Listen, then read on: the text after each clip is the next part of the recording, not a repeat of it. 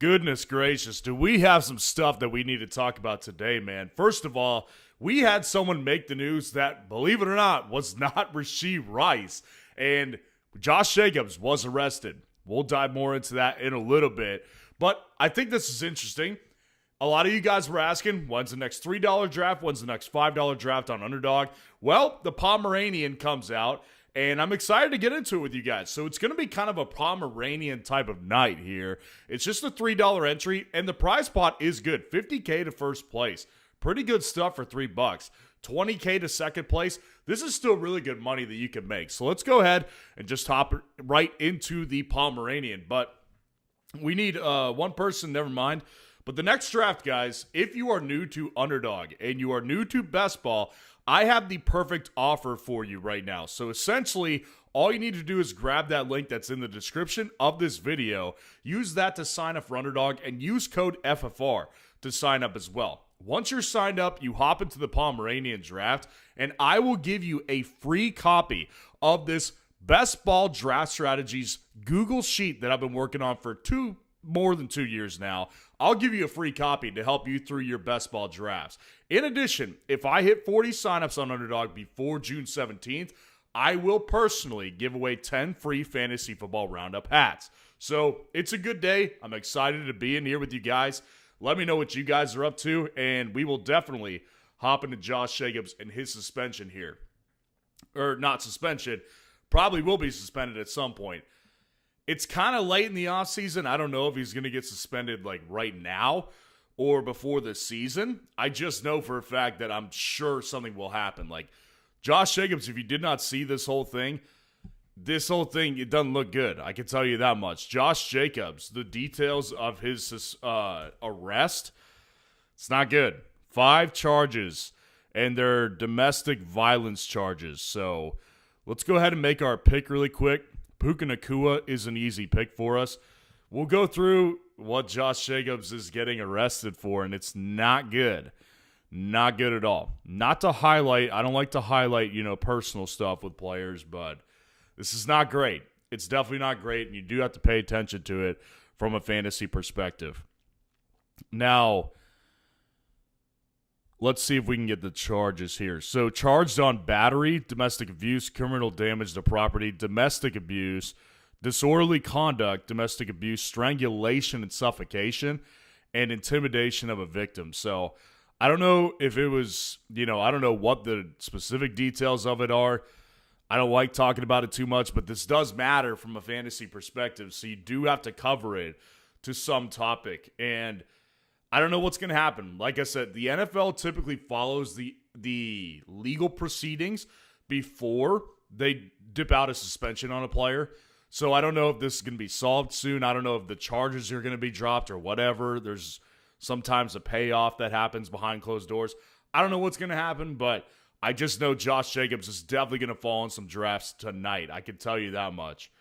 Nathan Hilton, good to see you in here, man. Always good to have you in here. As a Bears fan, the Josh Jacobs arrest is truly something. It is definitely something. We could definitely agree that it is something for sure. It's not great. I'll tell you that much, but I'm sure as a Bears fan, you could probably appreciate it to some extent. I'm sure you could, right? Bailey Good to see you in here tonight. Always good to see you too. Nathan, keep up the great work, Ryan. I appreciate you being in here, man. I hope to keep seeing you. This is the second time I've seen you this offseason, so hopefully we'll keep seeing you and keep getting caught up on the content. Kawasu, always good to see you in here. Feels like it's been a little bit, Kawasu. Where you been, man? Yo, we live. Bummer about Jacobs. Not to Nathan. No, I'm just joking. I think it's going to be interesting, man. Like, we're in late May. Legal proceedings, usually it's like going to drag out a little bit. So it'll be interesting to see what happens. But I am almost tempted to see like first and foremost, I'm going to see where he falls. Like, I'm going to see where the range is that people are more comfortable to take him. And then I'll kind of address and assess whether or not it's actually pretty good value, because I don't know if he'll be suspended this year. Again, the NFL typically follows the legal proceedings on this one. So, I don't know. But this kind of reminds me of the Quinshon Judkins thing last year a little bit. It does remind me a little bit of that. I don't have many. Maybe I do. But we're going to go with Drake London here because the next running back is Josh Jacobs. So that's what we're going to do here. And let's see. We could go with this one. We could go with another wide receiver. If McBride is there, I think I'm going to take him just because I was going through exposure state. I've got like 2 of McBride. So if I get him at the 304, I can justify that value for sure. Husseini, what's going on? Good to see you in here, man. Coffee Holic, good to see you as well. Unfortunately, wasn't able to make your guys' draft. We'll try for next one. You can be here for sure because this is a great day because they just dropped the Pomeranian. I think they dropped it last night or earlier this morning. But they dropped a $3 draft for you guys who have been kind of waiting for the next $5 draft. Pomeranian's here. So Pomeranian, $50K to first, $20K to second. So we'll get into a bunch of Pomeranians tonight. So definitely join me on the next Pomeranian draft. Kawasu, it's been a while. Been traveling a lot lately and unable to tune in. Well, I appreciate you tuning in, man. I very much appreciate you tuning in tonight. It is good to have you. Yeah, I mean, McBride, I'll justify this any day. I'll take Trey McBride at the 304. Hopefully that becomes a really good value. So Josh Jacobs is still available as of the 305. Again, I really just want to see where he ends up landing before I take him because I want to see if he'll become a value that I appreciate. So Kyron goes.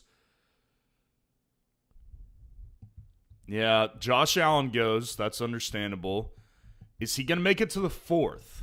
That's what I'm curious of first. This is the first draft we're doing since the news dropped. So, curious to see what happens. And by the way, guys, if you haven't already, please like the video. Please subscribe to the channel. Haven't even mentioned that yet. Would love to hit 30K subs ASAP. And would love to be the night where we get 100 likes on the stream. And I give away 2 free hats. So, like and subscribe. Kawasu, yeah, just glad you're in here tonight. GoldenEye, I noticed many of the draft strategies have quarterback 1 in round 3. Are there any other quarterbacks other than Allen worth taking that early or just pivot to running back? Well, just because of the fact that Allen's the only one being priced in the 3rd round, I would not reach on a quarterback in round 3 unless it was Allen. And it's not a reach because that's where his ADP is. So it's either take Josh Allen or pivot to running back or wide receiver. So that's the thing is a lot of these draft strategies, they do have, a lot of quarterback things. So it's like if you go, for example, if you're trying to target this one, wide receiver 1, wide receiver 2, then quarterback 1.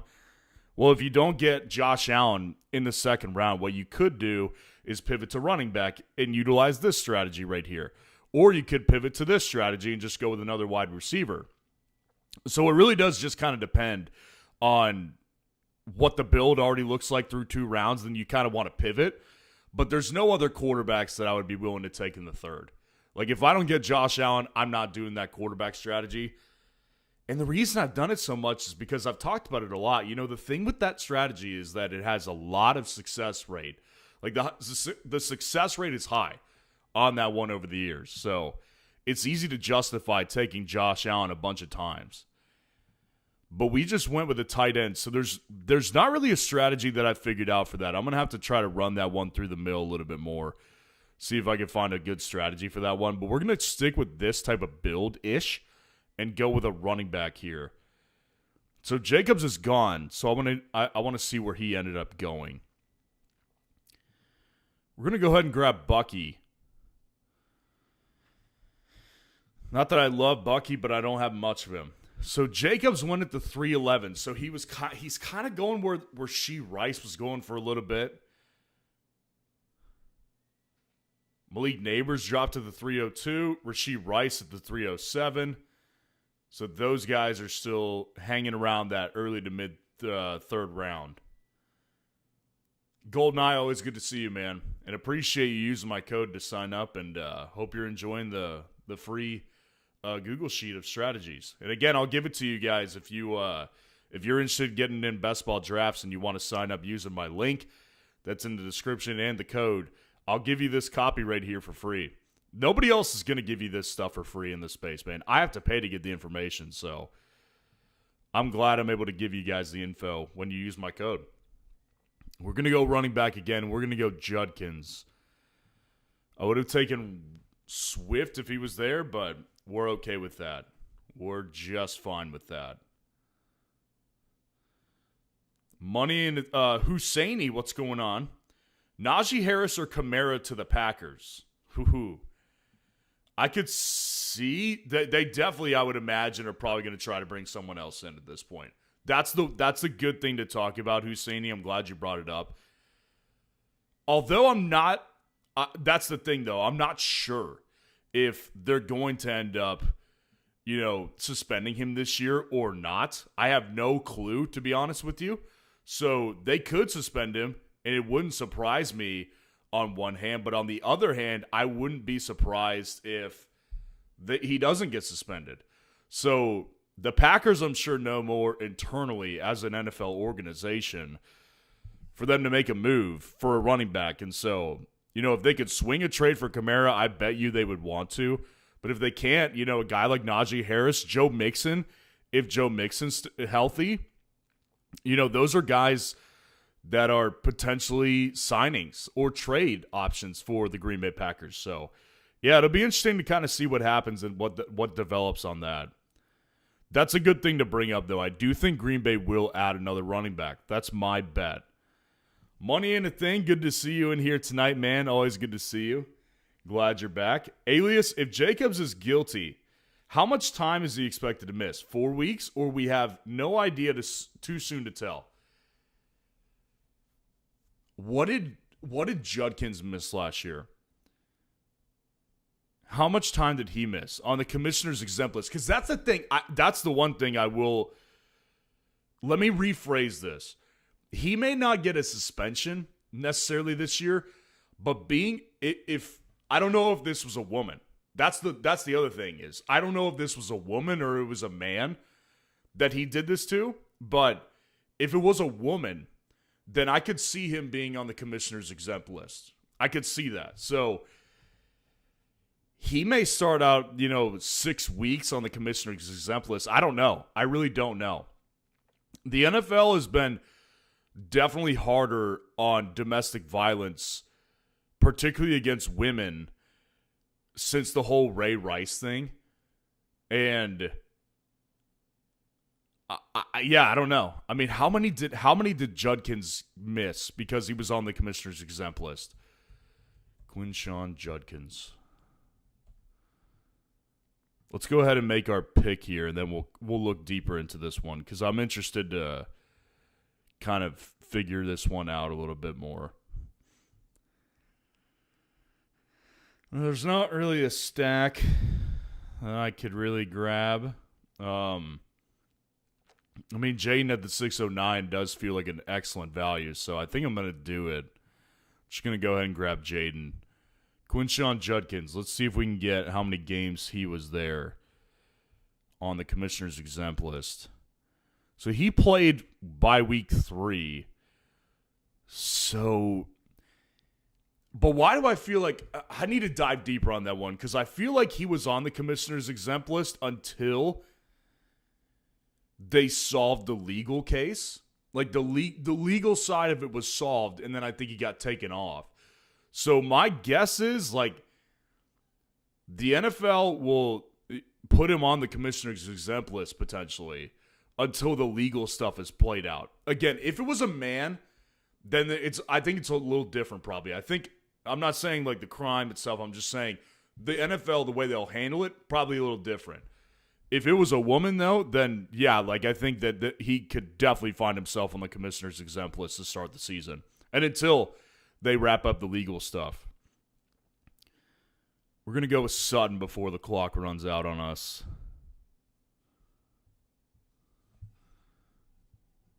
Alias, always good to see you, though, man. Always good to see you. If Jacobs was hypothetically going to miss the whole season, where would you draft his backup? The thing is, man, I'm sure you're going to see Marshawn Lloyd creep up into some drafts today. possibly someone like, who's the other guy there? Chris Brooks. I'm sure that you'll see one of those two guys be drafted in one of these drafts. We'll do a couple drafts tonight. And I'm sure you'll see them in somewhere sprinkled throughout one of these drafts at least. That's my bet. I'm okay to do it personally. Like, I'd be willing to do that. But like Husseini kind of alluded to, I think that the Packers actually could sign someone or trade for someone. Like, I think that's in the cards. So, yeah. It'd be interesting, though. It'll be interesting. I think that where I would draft them is probably in a best ball format. Like, I don't want to draft a Packer backup running back higher than like the 14th, 15th round. And that's hopefully not where they're going to end up going. But that's probably my limit because I just don't think that they'll end up being the primary back. Coffeeholic, Jacobs dropped to the 4.7 in my draft. That's interesting. So he was the 311 in this one. He dropped to the 407 in yours, which I think I'd probably I think I might take him there. I might take him. It's like I said, I started out with something completely different. I started out this stream by saying, like, it wouldn't surprise me if he didn't get suspended this year. But on the other hand, I'm like, if he doesn't get suspended, they could put him on the commissioner's exempt list. Again, if it was a woman, I think that might be what happens. Alias said, Kamara already made it clear he doesn't want to play for another team. That is the thing.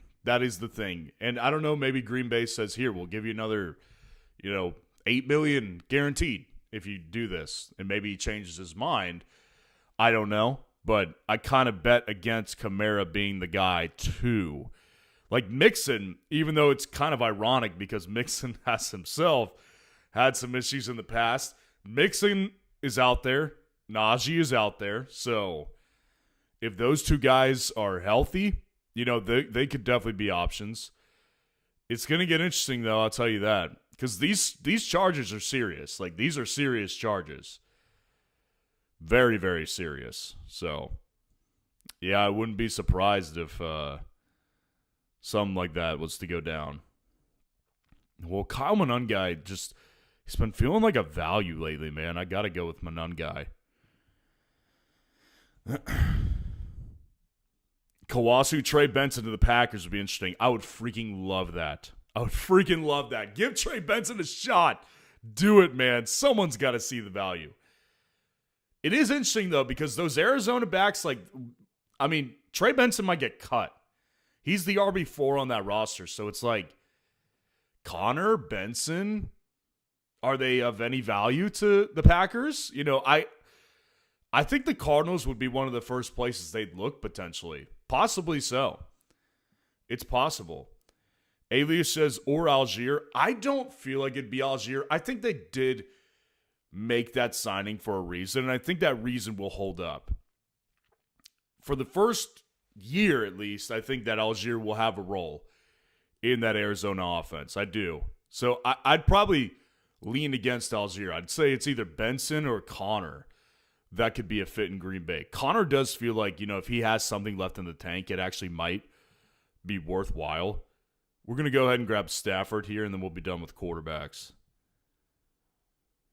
Also, before I say anything else, it's raining here tonight. I think allegedly we're supposed to get like 55-mile-an-hour winds here, so I'm only saying that just in case the stream gets cut out. We are anticipating a big storm, so if the stream gets cut, you guys know why. Kawasu says, am I the only person not on board with Tuden? Not on board with Tuden. He is such a boring pick to me. I haven't liked Tuden all offseason. I have not been in on Tuden's price at all. I may have taken one of him. Like, out of 110-plus teams I've drafted this year, I've probably taken one, at most two. I have little to no interest in Bashal Tuden. That's what I'm realizing as I get deeper into these drafts, deeper into the offseason. It's like I've been able to justify picking Loveland in the back of the 4th, early 5th, and that's a guy I haven't really liked. I've justified taking Montgomery a couple times. I don't really like him. Garrett Wilson, I love the player, don't love the cost, but I've justified it. Tootin, I have not found myself been able to justify. So you're not alone on that one. You're not alone. Shopee JR Productions, good to see you in here. Domestic is almost always means significant other. I'm not a lawyer. I'm not a cop. I don't know anything about the law, so you might very well be right. And just understand when I speak of this stuff. This is why I don't like talking about it, because I don't know anything about that world, and I don't want to judge the situation before I know anything. And all we know is that he was charged with this stuff. We don't know what actually went down. So just please understand, when I talk about this stuff, it's only through how does it affect him from a fantasy lens. That's all I want you guys to take away from this. Do not take, I am not the moral police. I am not the moral police. I am not here to talk about the morality of the situation, the legality of the situation. Just understand, I'm a guy who just wants to know the fantasy impact. That's it. That's it. But I appreciate that. Okay, let's see. Well, we got kind of a balanced team going here, so we need to start targeting. I'll go either KC or Wandale. I'm good with either one of those guys. I've been taking Wandale for some reason. For this build, I like my 3 wide receivers. I'm going to see if I can get some upside swings with KC. I feel like drafting Sutton and Wandale is sort of close to each other. They're kind of similar, I think.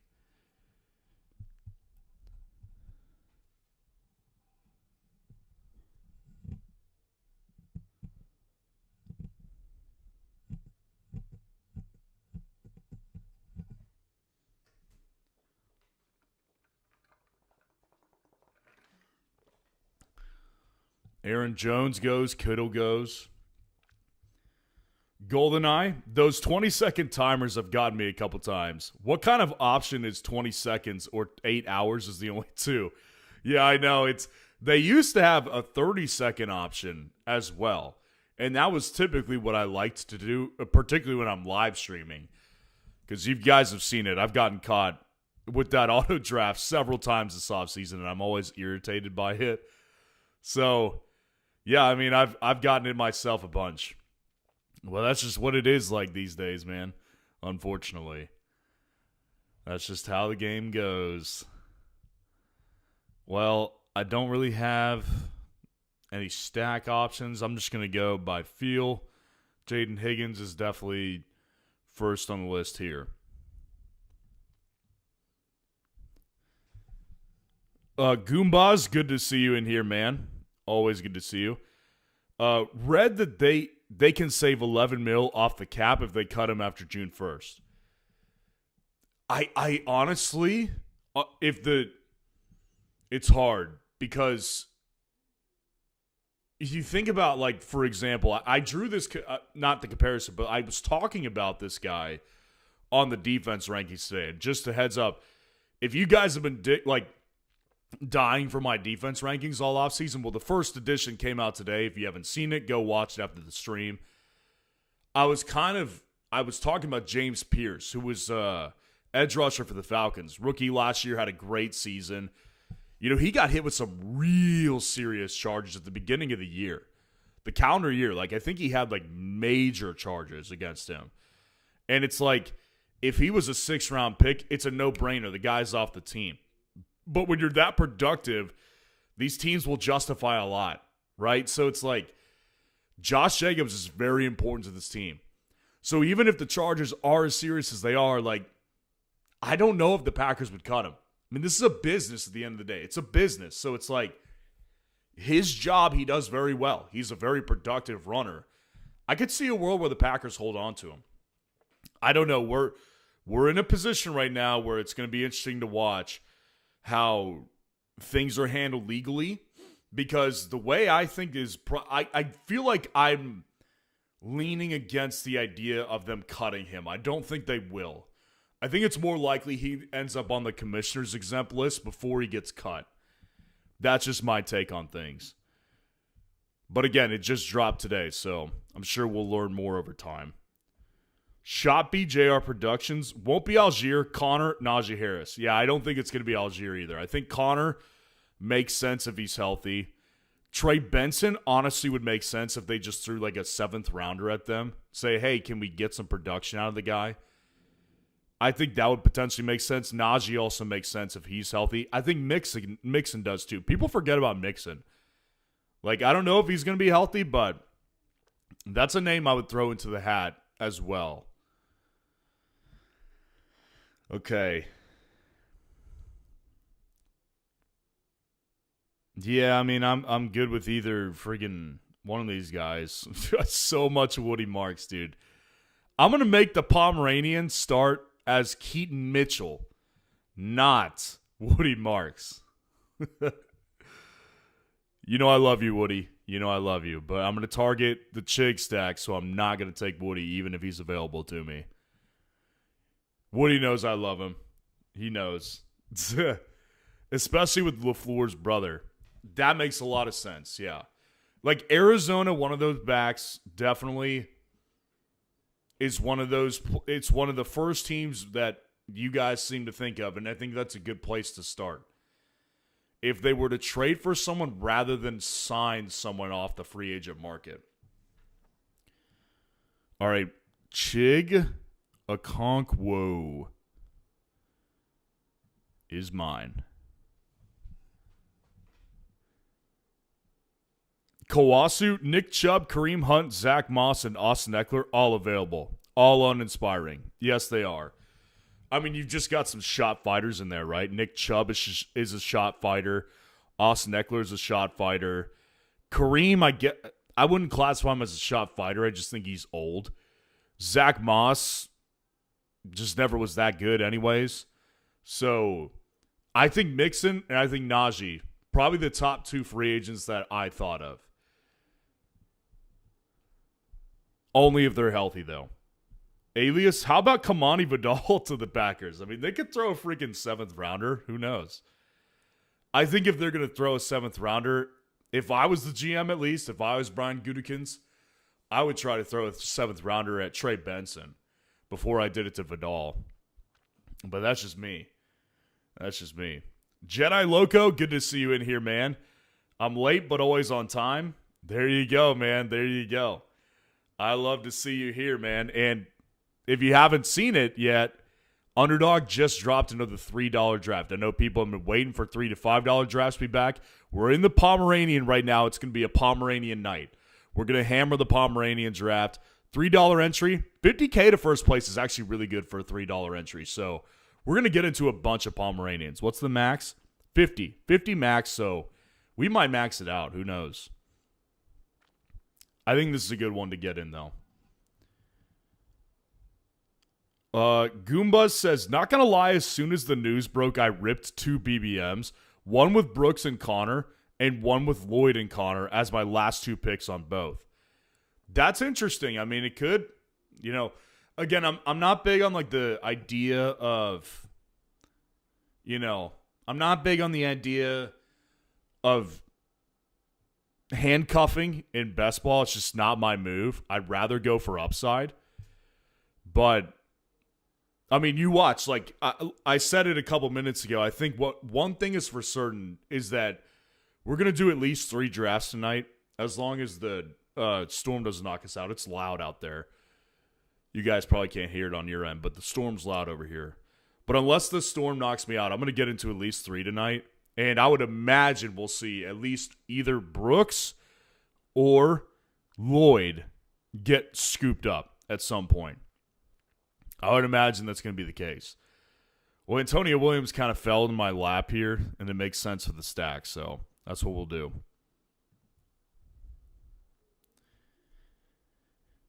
Kawasu, all of us fantasy football sickos' first thought with the Jacobs news was values. Yeah, exactly. Again, to reiterate, I am not the moral police. I am not a lawyer. I am not a cop. So do not come to me. If you're expecting my personal opinion on this Josh Jacobs thing, you're in the wrong place. My whole thing is I need to know what kind of impact it has from a fantasy perspective. That is the only lens I look at things through. And I can't be more clear on that, so. Man, that storm is loud. Okay, let's see what we want to do. We're going to go with 3 tight ends. We're going to wait for one of those Rams tight ends. So we might just wait on Katron Allen as well. Let's go ahead and grab Ryan Flanoy.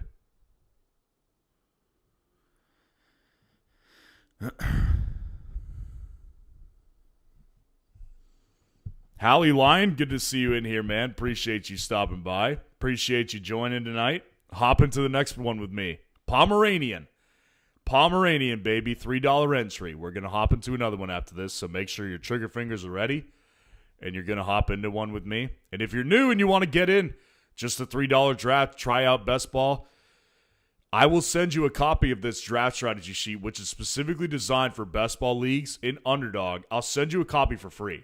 I have to pay for this information. I just want to overwhelm you guys with value when you're signing up with my code and my link. So,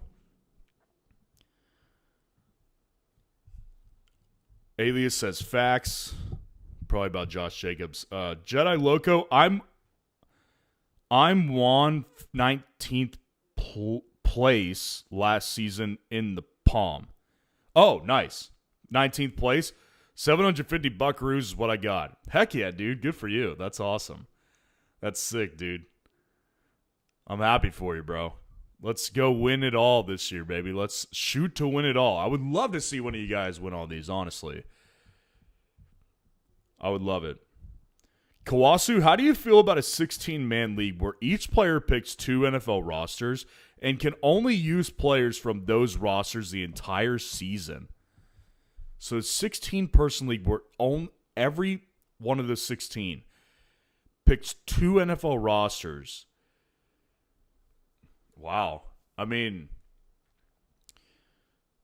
I don't like the idea because it's like, who picks the rosters, right? Because if you know ball, like your first thought would be from a fantasy perspective, I would love to get a combination of the Bengals and the Cowboys, or the Rams, or the Chiefs, the Bills, like the top teams. You could get some sort of combo, and if you had the right to pick them, you'd be creating a really.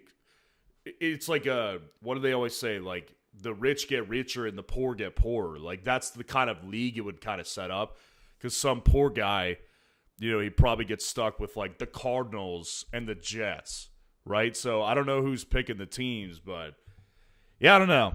That's a little unconventional for me. And I like unconventional ideas. I'm an ideas guy. I thrive on enthusiasm. Let me know if you can quote that movie. But I do like ideas and unconventional ones. That one's probably too far out the realm for me personally. We are going to target Katron Allen.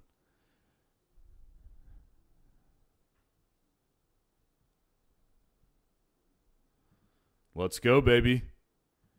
Join the team. Give me some Washington upside in the backfield. I'm all for it. I am all for that. And we'll stick with, we're going to stick with those 2 running backs. I just want to see, I'm going to type in Chris Brooks. He's already off the board. So Chris Brooks is already gone. Marshawn Lloyd, what about him? I'm gonna star him to see if he goes at some point. I'm not gonna take him, but I just want to see if he goes. Chris Brooks just went in the 16th round, so my prediction already came true. One of those 2 guys would get picked.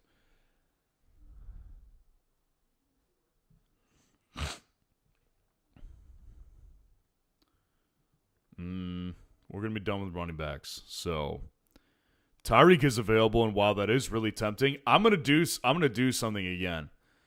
Nobody to this day has asked me about this player, but I've drafted him probably at least 10 times at this point. He is one of my favorite undrafted player picks to make, and I think he could be even more relevant if Josh Jacobs is an issue. Savion Williams coming to town.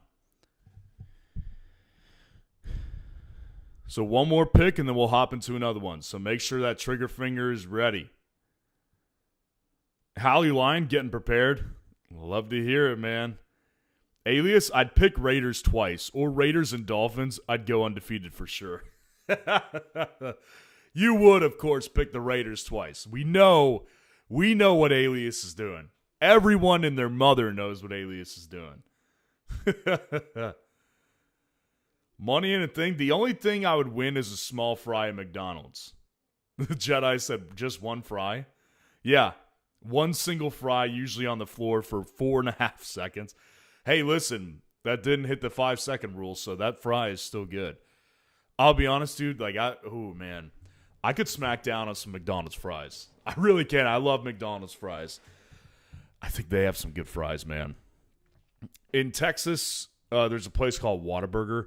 It's also in Oklahoma as well. I think Whataburger has pretty good fries. Never been an In-N-Out burger guy, especially their fries. I like their burgers. I don't like their fries. That's funny. GoldenEye says, what do you mean this is the Jets' year? Oh, yeah, baby. It's always the Jets' year. Jets fans are like Cowboys fans. Every year is their year. Just jokes. Marshawn Lloyd has not been taken yet, so I'm really just curious if he goes. Because Chris Brooks was the one who was prioritized in this one. Does he go at all? Jaden Blue went. Kalon Black went.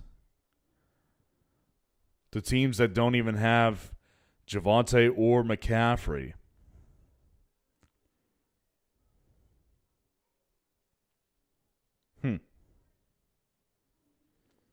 All right, Kamara goes off the board, and we're going to take one of the Rams tight ends. Colby Parkinson? Nah, I don't really want that. But I'll star him. Where's Max Clare? There he is. Give me Max Clare. All right, there we go. Puka Nacua, Drake London, Trey McBride, Bucky Irving, Quinshon Judkins, Jaden Daniels, Cortland Sutton, Kyle Monungai, Matt Stafford, Casey Conception, Jaden Higgins, Keaton Mitchell, Chikakonkwo, Antonio Williams, Ryan Flanoy, Katron Allen, Savion Williams, and Max Clare. Let me know what you guys think of the team in the chat. Again, if you haven't already, please like the video. Subscribe to the channel. Help me reach some goals. 30K subs ASAP. And 100 likes on the stream. Again, it's a little stormy. It is really stormy, actually. So I'm just hoping that it doesn't knock out the stream. If the stream goes dark, that's why, though. So we're going to hop into another Pomeranian right here. Let's get into Pomeranian. $3 draft, 30K or 50K to first. I'm telling you guys, it's a really good prize pool. So let's go ahead, hop into the next Pomeranian. We need 5 people, so go ahead. Let's fill this one up real quick. And if you're new to Best Ball and you want in, just grab that link that's in the description. Use code FVAR to sign up. When you're signed up and you hop in the Pomeranian once, I'll send you a free copy of this Best Ball Draft Strategies Google Sheet that I have to pay for the information. I'll send you a copy for free just because I want to overwhelm you guys with value. And more value, if we hit 40 signups on Underdog before June 17th, I'll give away 10 free hats, 10 free fantasy roundup hats. Hallie Lyons in here. Good to see you, man. Always good to have you. Jedi made it in here as well. Let me know who else was able to make it in here.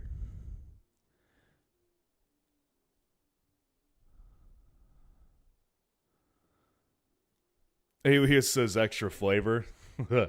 Kawasu said, set it up like a 2-round snake draft.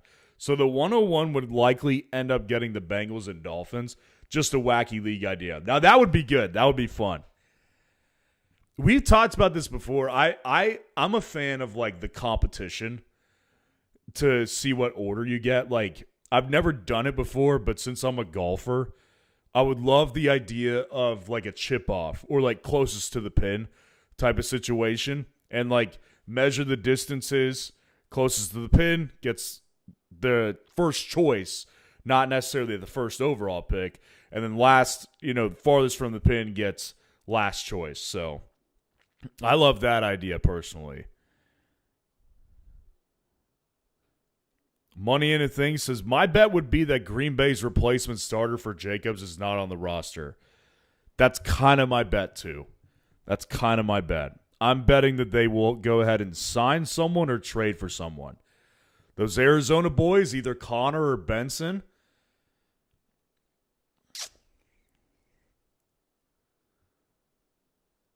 There's probably someone else I'm not thinking of, too. Braylon Allen in New York. Behind Breece Hall, possibly. I'm just kind of pulling names out of a hat, but, it's all in the cards. It's all in the cards for sure. I'm at the 112. Not my ideal spot to be, but we're going to run with it. We're going to run with it. We're not going to take Jacobs again, probably, unless he falls to us. And, if he falls to us at the early 4th, I might think about it. I might. James Cook and give me Kenneth. I don't have much Kenneth. I need to start building up some exposure to him.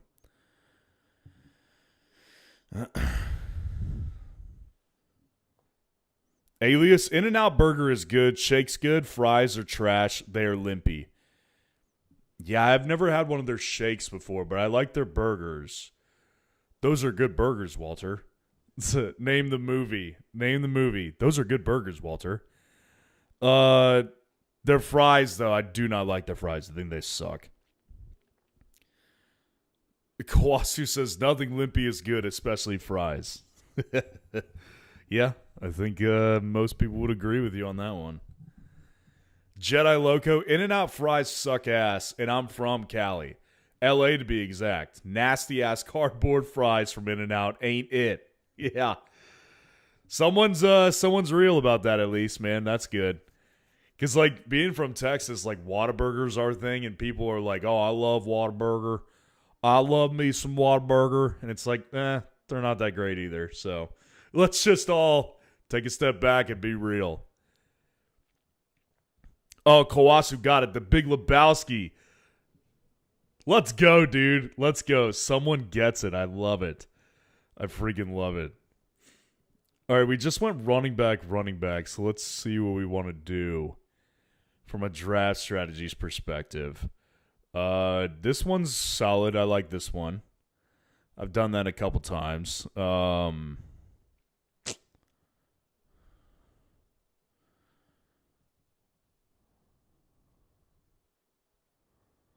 It's just so rare that Josh Allen's going to fall to us at the 312, but if he did, I would definitely take him. He did not. Josh Allen goes to Chad Daddy at the 209, so we'll probably just stick with this one. We could go running back again. I don't know. We're going to see if Josh Jacobs ends up falling. I don't know, man. We'll see. Michael Moulton, good to see you in here, man. Appreciate you joining. What's up, Ryan? How was golfing? It was awesome, dude. My score is not good again. And again, I'm going to put this on a video on my golf channel. So for those of you who want to watch bad golf and just want to get a good laugh at me, my golf channel, the link to that is in the description of this video. That video will be going up on YouTube. I did have a couple good moments, though. I drove the green on a 275-yard par 4 over the water. That was cool. And turned it into a par, of course, because that's what I do. I just screw up putts. And then the other cool thing was I got an eagle on a par 5 from I think that hole from the tees I was playing out was 490, 498, something like that. So that was cool as well. But overall, I fell apart and I melted down a couple times too. So it definitely wasn't all good. Thank you for asking. I mean, Josh, I will take this value. I'm going to take him second. I'm going to take two troublemakers. Let's just go troublemakers. I'm going to go Rashee Rice, And I'm going to go ahead and grab Josh Jacobs too. That's what we're doing here. We got Josh Jacobs and Rashee Rice on the same team. Lord help us. Man. Lord help us. Lord of mercy. Lord of mercy. So we're just going to kind of freeball this one. I just liked the values there. Alias, low-key, nice draft. Heck yeah, dude. Heck yeah. Appreciate that, man. Would love to have you in on the next one, Alias. I know you said you were thinking about doing best ball this year. Would love to have you if you feel you could be responsible drafting. Money anything. No hair, don't Claire. Love it. Goldeneye, how come the puppy isn't available anymore? Is it limited one-time thing? No, the puppy will be back. I'd be shocked if it's not back. I don't have the inside scoop on Underdog and like what they're doing, but typically they run 3 to 4 puppies per year. And so the puppy one just got filled up because it's so popular. Like they're probably one of their most popular drafts is the puppy. That and Best Ball Mania are probably their 2 most popular. So the puppy filled up. The puppy 2, I would imagine, is probably coming out next week, is my guess. So puppy will be back. It'll be back. Hallie Line, glad to make it in. Glad to have you in here, man. Let's see how you're doing. Gibbs, Nico, McBride, JMO. I like that start. Jedi's going 3 running backs. He got JT, Genty, and Williams. And Garrett Wilson. We both got 3 running backs through 4 rounds. Money in a thing. Still crying my hatless self to sleep every night. You guys got to help me. I know you guys. I know you do what you need to do. I know you're always liking the video. I know you're subscribed. You better be subscribed. I haven't checked. But I know you probably do what you need to do. We just got to get more likes. We got to get 100 likes, man. Got to get that 100 likes. Kawasu got it right. Big Lebowski. Blake Hunting and Fishing, good to see you in here, man. Appreciate you joining. As a Packers fan, I can't believe Jacobs would get in anything like this. Seems like such a good guy. Packers have enough injuries the way it is. We don't need more missing key pieces. Yeah, it's a big deal. I mean, it's a big deal for your team. Kind of was saying it a couple weeks ago, I think we were talking about it. Someone asked me like about the Packers, and I said, you know, the Packers are usually so like consistent and just like really trustworthy as a team. They're kind of in this like low-key rebuild a little bit where it's like I could see them having a down year. It kind of goes towards that narrative a little bit. As far as the player himself, like I said, I don't know. I don't know anything about these guys personally. Frankly, I don't care. Like I just love football. I love watching good football. He's a very good player.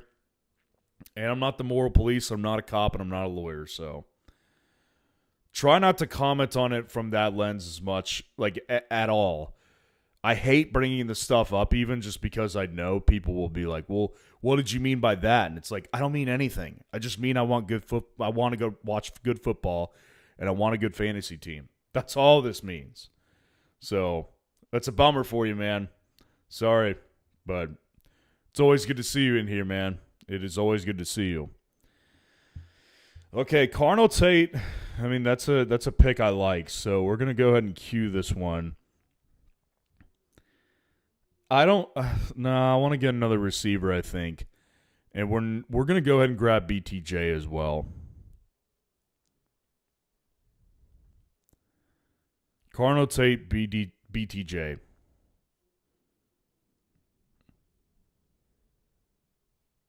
This could be a unique team. This could be a very unique team. Through the first 6 rounds, I've got James Cook, Kenneth Walker, Rashee Rice, Josh Jacobs, Carnell Tate, Brian Thomas Jr. I like that start actually a lot. It's got upside, and that's what we need in best ball. So let me know what you guys think of the start right here.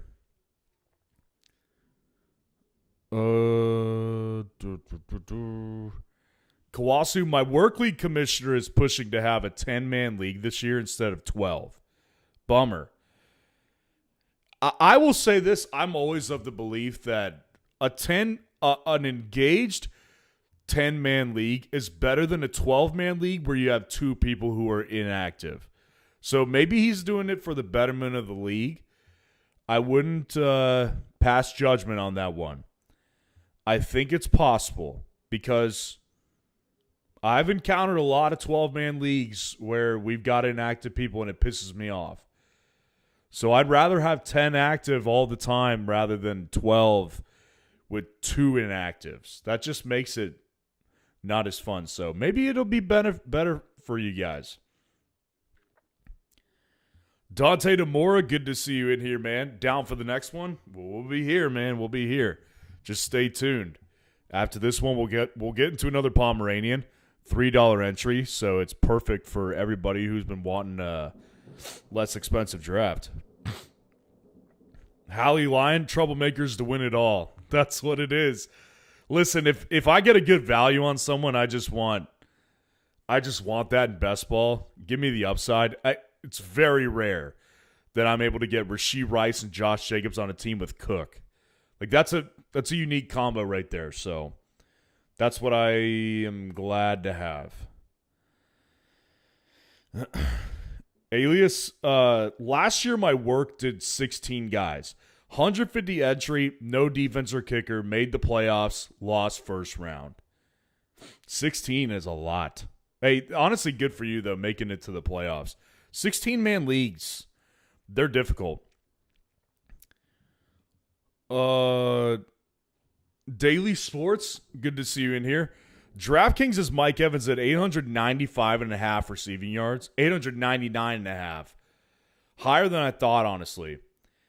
I think if he stays healthy, he'll be the clear wide receiver 1. And as long as he stays healthy, like he's going to get 1,000 yards. That's what he does. So can he stay healthy is obviously the biggest question. But, I mean, that could be an easy one to hammer the under if you don't believe he stays healthy. Dante DeMora, you could argue this is the best time to draft Rice, Jacobs, and Neighbors. 100%. 100%. Neighbors went at the 305. I actually think that's pretty decent.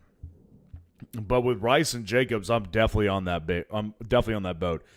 I wasn't planning on taking Jacobs this early into the draft tonight because I really wanted to see where he'd fall. But like 4th round, I'm already okay with that price.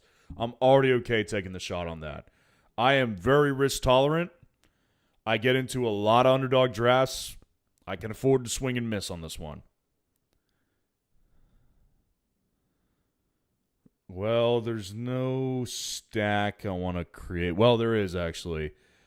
Get the Mahomes stack. Let's get Fannin. We're going to go above draft price and get Fannin. And then we're also going to go ahead and grab Mahomes.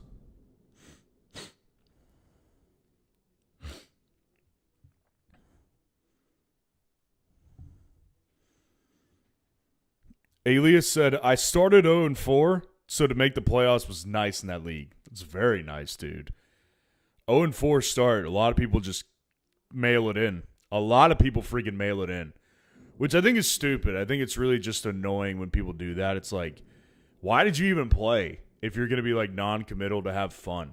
Because that's what it is about. Like, just enjoy yourself and give it your best shot. And a lot of people just want to mail it in after a bad start. It's like, no, there's a lot of good teams. Like, I've seen people go 0-4 and then win the freaking championship. I saw it a couple years ago in my one of my home leagues. My sister-in-law, she started 0-4. Her team was awful. And then all of a sudden, switch flips, she made a couple trades, and she won the freaking league. That was like 2 years ago. She won the league. She beat me, and I thought my team was excellent that year. So it's not impossible. GoldenEye, I just like football. I don't care about the off-field drama. Can see how it affects drafts this early, though. Of course. I mean, that's the only reason I talk about this stuff is because I'm forced to talk about it from a fantasy perspective. I have no interest in getting in these guys' personal lives at all. The only time I talk about any off-the-field stuff is if it will affect a fantasy football draft price or the way the market of fantasy football sees them. And if you can take advantage of a value, etc. Like, that's the only reason I talk about it, so. Hopefully everybody recognizes that. I don't want to bring morality into the equation on this channel. This is just not the channel for it. Alias, don't want to talk about such things too much, but out of all players, I would definitely be surprised to see Mendoza get into legal trouble. He'd probably turn himself in if he ever did anything. You would be surprised to see him get in legal trouble. Yeah, I read that wrong at first. Yeah. I mean, he seems like he's pretty square for sure. He definitely seems pretty square. Doesn't seem like he's doing much in his personal life that's questionable. You never know, though. Who knows? Who knows, man? You never know what's going on behind closed doors. Never know. That is funny, though. Kawasu, he just wants an easier waiver wire. It's probably what it is. That is probably what it is. 12 to 10 man league makes it much easier. I can tell you that from experience. It definitely makes it easier. No question about it.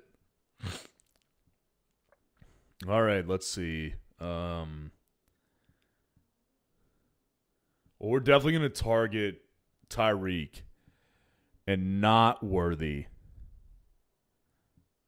Yeah, I don't think I'm going to target Worthy. Do I get another quarterback?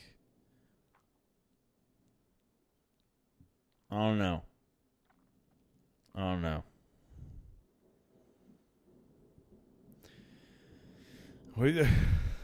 I definitely want to take a running back, so I'm going to go ahead and grab... I'll go ahead and grab Rodriguez since I have Brian Thomas Jr. just consolidate a bet a little bit.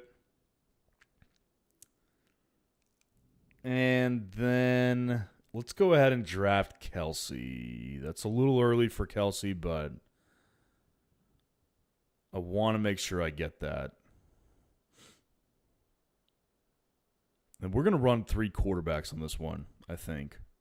2 tight ends, 3 quarterbacks. Lundeval, good to see you in here, man. Last night, I had a dream of Coach Mike from the Seahawks visiting me and my dad at my dad's house, and I drew an offensive play that I wanted him to use. I can see the play in my mind drawn out on paper. What a freaking dream. This is one of my favorite chat comments I've seen in a while. I love that. Picture that in your head. Oh, my gosh, that's hilarious. You know what? The dreams that I've had way too many times in my life is me. The dream is me playing on my high school football team, and I look down, and it's like me currently, like, so me out of shape in my jersey, just like all tight. And at some point, I'm like lined up. I played receiver, so like I'm lined up to run a route. And I look down, and I'm like, what am I doing here? Like, I don't belong here. I've had those dreams so many times. I've had dreams where I'm in the locker room before a game, can't find my cleats. I'm like calling my wife, like, hey, where are my cleats? She's like, I don't know where your cleats are. I've had those dreams too many times, dude. Way too many freaking times. Oh, that's a good one. I like that. I like that a lot. Blake hunting and fishing. Would I be crazy to take Chase Brown over guys like Genty, Achane, Hampton, Love, and Saquon? All those guys don't really seem like true high upside. With the Bengals' easy schedule, I like him. That's tough. I would prefer Hampton. I would prefer Achane. But after that, like I prefer Chase Brown over Jeremiah Love. I definitely prefer that. Him and Saquon are close. I probably would end up preferring Chase Brown over Saquon. Genty and him are really close. They're really, really close. I would probably prefer Genty. I do feel like he has... It's kind of like Achane, where it's like maybe not the best team this year, the Raiders and the Dolphins, but like I think Genty's going to get so much work. I think Clint Kubiak wants to ride him. So... I know someone's going to take that out of pocket. I think I would definitely take Hampton and HN over him. We could have a discussion about Genty. We could have a discussion about Saquon. But I would definitely want Chase Brown over Love. And I see exactly what you're saying. The upside in the offense is very clear. It's very, very clear. So I completely get where you're coming from. Yeah, we wouldn't have gotten Kelsey back. That's why I wanted to take him.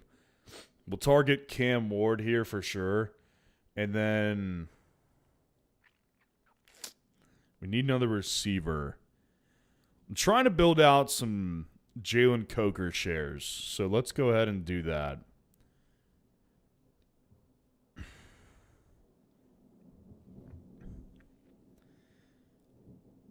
Alias, I would definitely take Brown over Love. Yeah, that's exactly where I sit. I think Chase Brown is definitely a better pick than Jeremiah Love this year for sure. I definitely would take that. I love fantasy football. Good to see you in here, man. Always good to have you. What's good, Ryan? Joining late. Can't wait for some football talk. Bring it on, baby. Keep letting me know what's on y'all's minds tonight. Hope everyone's having a good night overall. And let's talk some more football. I'm a junkie, man. Also, if you haven't already, please like the video. Please subscribe to the channel.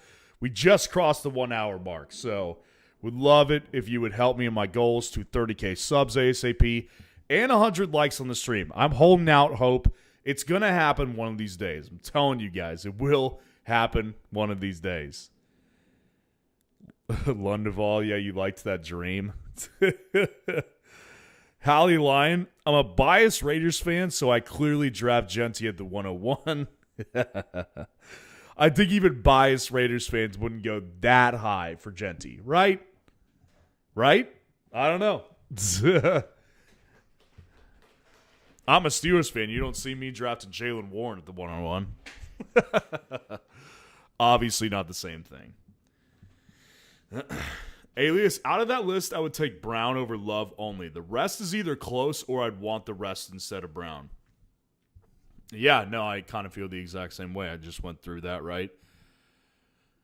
I feel like I could justify him over Saquon. It gets tougher with Genty.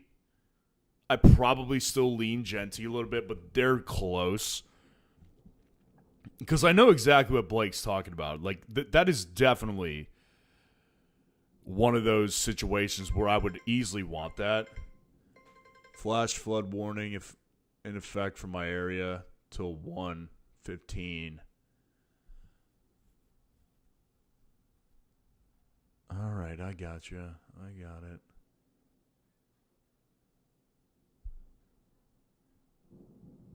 Yeah. Okay. Is the camera on? I don't know if the camera's even on. That freaking flash flood warning just popped up. But yeah, we got a storm here. I hope it doesn't wipe out anything. So if it does happen, sorry about that, but I'm trying. I'm trying over here.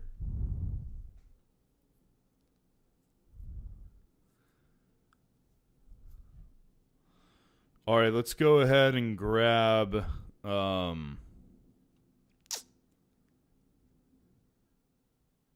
you know what? Let's just go ahead and grab Mendoza. Maybe we can get some late season upside from him. Well, we're not off to a good start here. Looks like my camera got wiped out, so let me try to see if I can bring my camera back.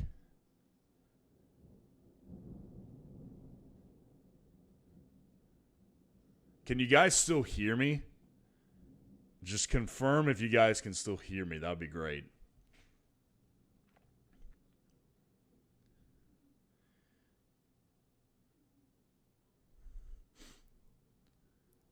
Let me try to bring my camera back. Looks like the camera's back, so just let me know if you guys can still hear me. All right, you can hear me? Sweet. Sweet. Kawasu says, in my work league, I drafted CMC, Chase Brown, and Bowers with my first 3 picks. I refused to trade Brown after his slow start, and it paid off in the end with a ship. That's why you don't, you don't sell Bengals early. Like, if anything, you buy Bengals. You buy Bengals early in the season. That's what you do. And I'm going to have to go through that again at the beginning of the year just because people forget that. But it's wise that we've, like, Kawasu, you know ball enough to realize that Bengals have slow starts. That's just what they do. That's what they do. Hopefully this year it's not the case, but yeah. It is usually what we do. Good for you, man. Let's win it again. We're going to win it again this year. Michael Moulton, what are we doing next? Palm or the other? We're going to have it be a Pomeranian night. It's going to be a Pomeranian night. Dante DeMore, BBM, Pitbull. We're going to stick with the Pomeranian tonight. I want to fill out some Pomeranians. As long as you guys are good with that. You guys are good with that, we're doing Pomeranian again. Alias, as a Raiders fan, I wouldn't recommend taking Genty before the end of the first round personally. With that said, I'll personally draft him higher, but I wouldn't ever say it's a smart decision. Yeah, I mean, I don't think it's a dumb decision to draft him like the 109, the 110. It's more so just like I could have drafted him, right? He fell to 205. That's a great value. Like, Jedi got a really good value on Genty in the 205, so that's excellent. I don't feel like I've seen him fall to the 205 very often, so. Alias, I gamble with both heart and brain. Sometimes you can only do one or the other, right? Rodgers goes. Okay, let's see. What are we going to do? We're going to take a shot on one of the Raiders later round receivers to get us some more stack upside. We've got 4 running backs. I honestly like this group. I'm going to stick with these 4. And we're done with quarterbacks as well. So we're just going to round out with receivers. And you know what I'm doing. So it shouldn't be a surprise to anybody what I'm trying to do here.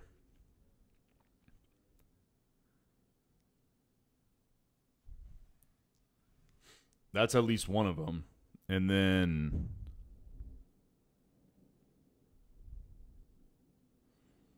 what do we want to do with the other?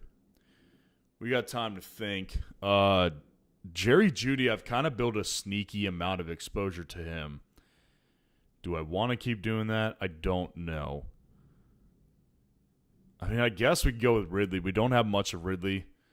So we'll go Tyreek and we'll go Ridley.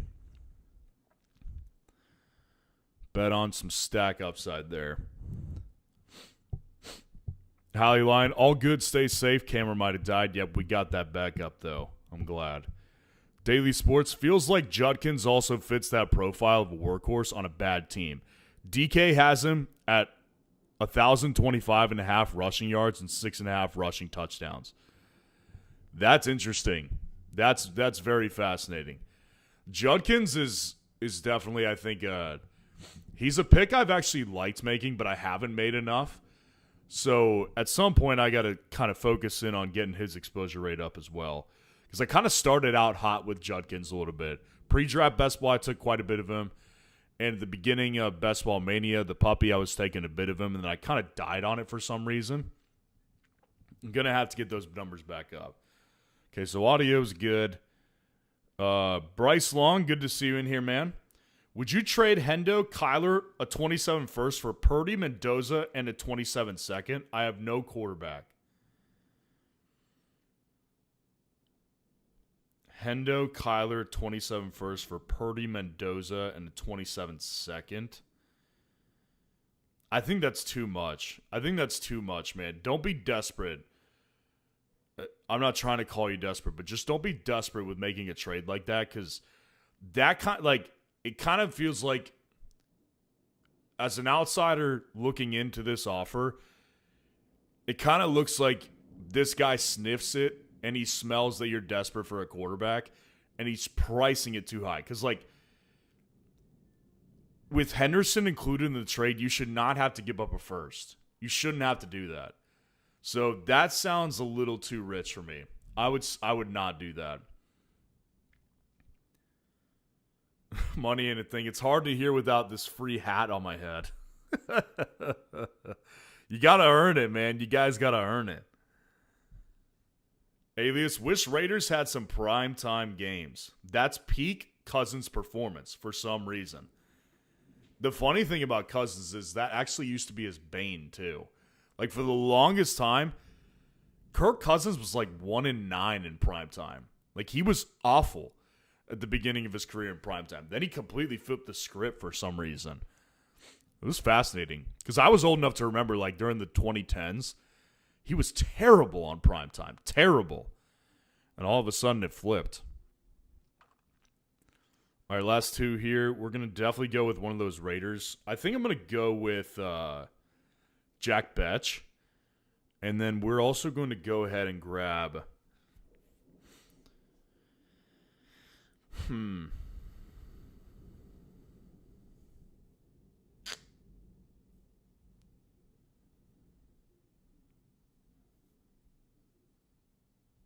going to go ahead and grab Malachi Fields. Give me a younger player. All right, that's what we get right there. That's the second draft of the night. James Cook, Kenneth Walker, Rashee Rice, and Josh Jacobs at great values. Carnell Tate, Brian Thomas Jr., Harold Fannin, Pat Mahomes, Rodriguez, Travis Kelce, Cam Ward, Jalen Coker, Trey Tucker, Fernando Mendoza, Tyreek Hill, Calvin Ridley, Jack Betch, and Malachi Fields. Let me know what you think of the team in the chat. Like the video, subscribe to the channel. Show your support to me. Help me hit some goals tonight. And let's wait until this draft wraps up and we'll hop into another puppy. Or another Pomeranian, rather. Another Pomeranian. Dante DeMore, Pom it is. Sounds great. Yep, we're doing the Pomeranian for sure. GoldenEye, do these free hats have 2 cup holders and a straw arrangement? I freaking wish. I should design that, shouldn't I? I like that idea. I should design that. Then we would really increase the sales. We would definitely increase the sales of the hats.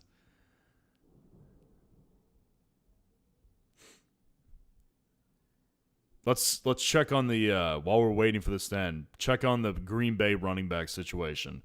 Chris Brooks goes in the 18th. As far as I can tell, Marshawn Lloyd is still on the board. Yeah, it looks like he is.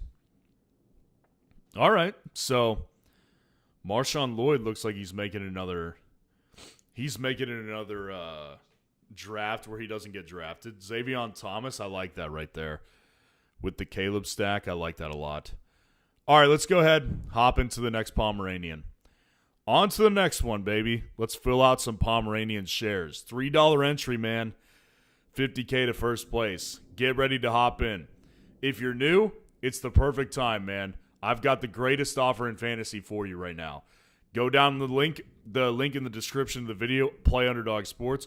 Use my code FFR to sign up for Underdog.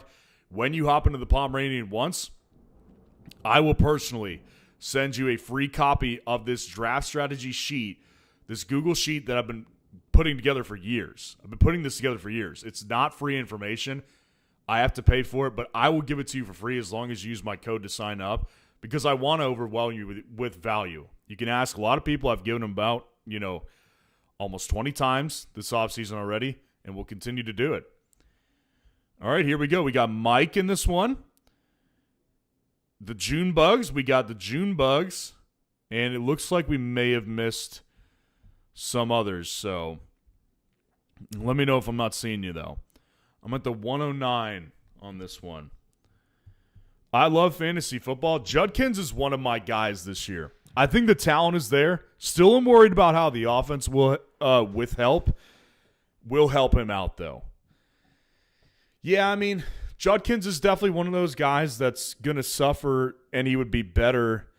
He would be definitely better for if he was on, like, the Cowboys or the Bengals or something like that, but I think he's going to be fine. Like, I think he's really good. He's a really good talent, And I just want to invest in the talent, much like you do. Alias says, I obviously want to be wrong, but I don't see Genty finishing where he is currently being drafted at. I hope I'm wrong. Even if he doesn't finish there, though, he does a great fantasy playoff.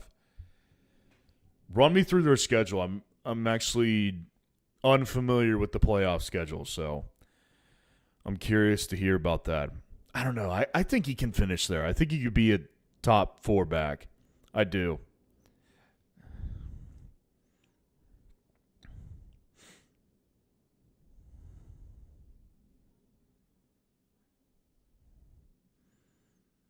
Here's hoping it flips back for Cousins just for this year. Heck yeah, dude. Heck yeah. All right, let's see. We haven't taken CD in a while. We'll go ahead and grab CD Lamb. That's kind of a no-brainer to me.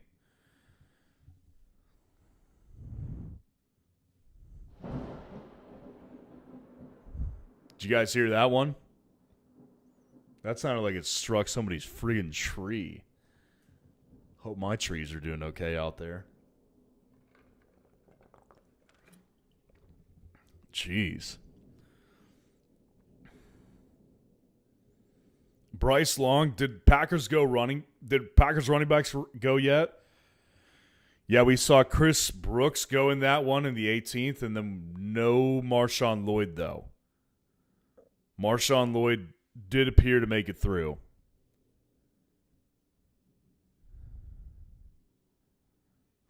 All right, let's see.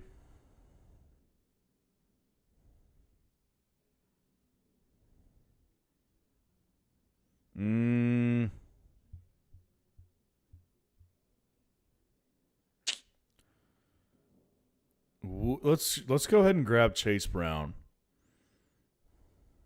Get our Chase Brown share up a little bit.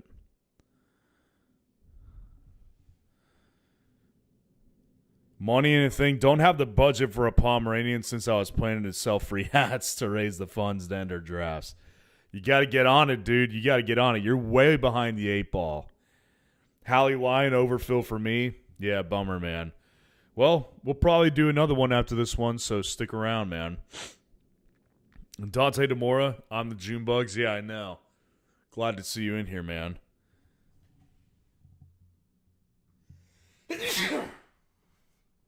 Excuse me. Allergies are going a little bit tonight.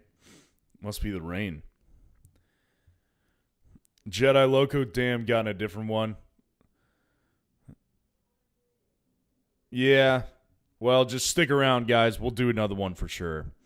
We'll do another one. Hallie Lyon, good luck to you too.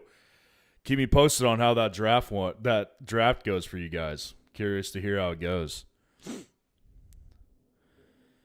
Michael Moulton, looking at the payout for this contest, makes me think week 17 is very important. What makes you think that? Let's take a look.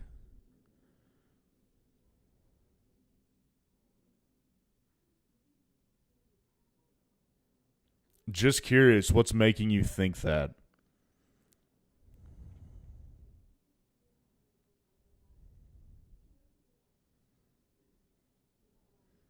Well, because if you make it to the finals, that is interesting. Yeah, if you make it to the finals, you only get $10 back, which like you invest 3, you triple what you put into it. But usually those like advancements to the finals, you're winning like at least $100. So that is interesting. That is interesting.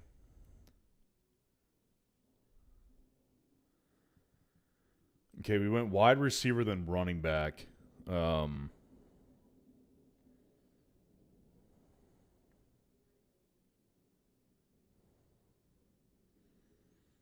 Could definitely do this one. That would make sense. Could do this one if Loveland is available.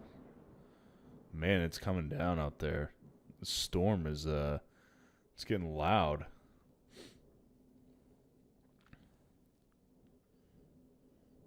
Okay, we're going to go ahead and grab another running back. I'm not going to grab Jacobs again. I'm going to let him fall a little bit more. We'll go ahead and grab ETN.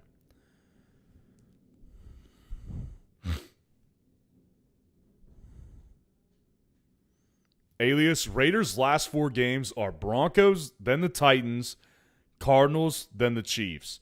So 3 out of 4 is good. I feel like the Chiefs' run defense won't be good.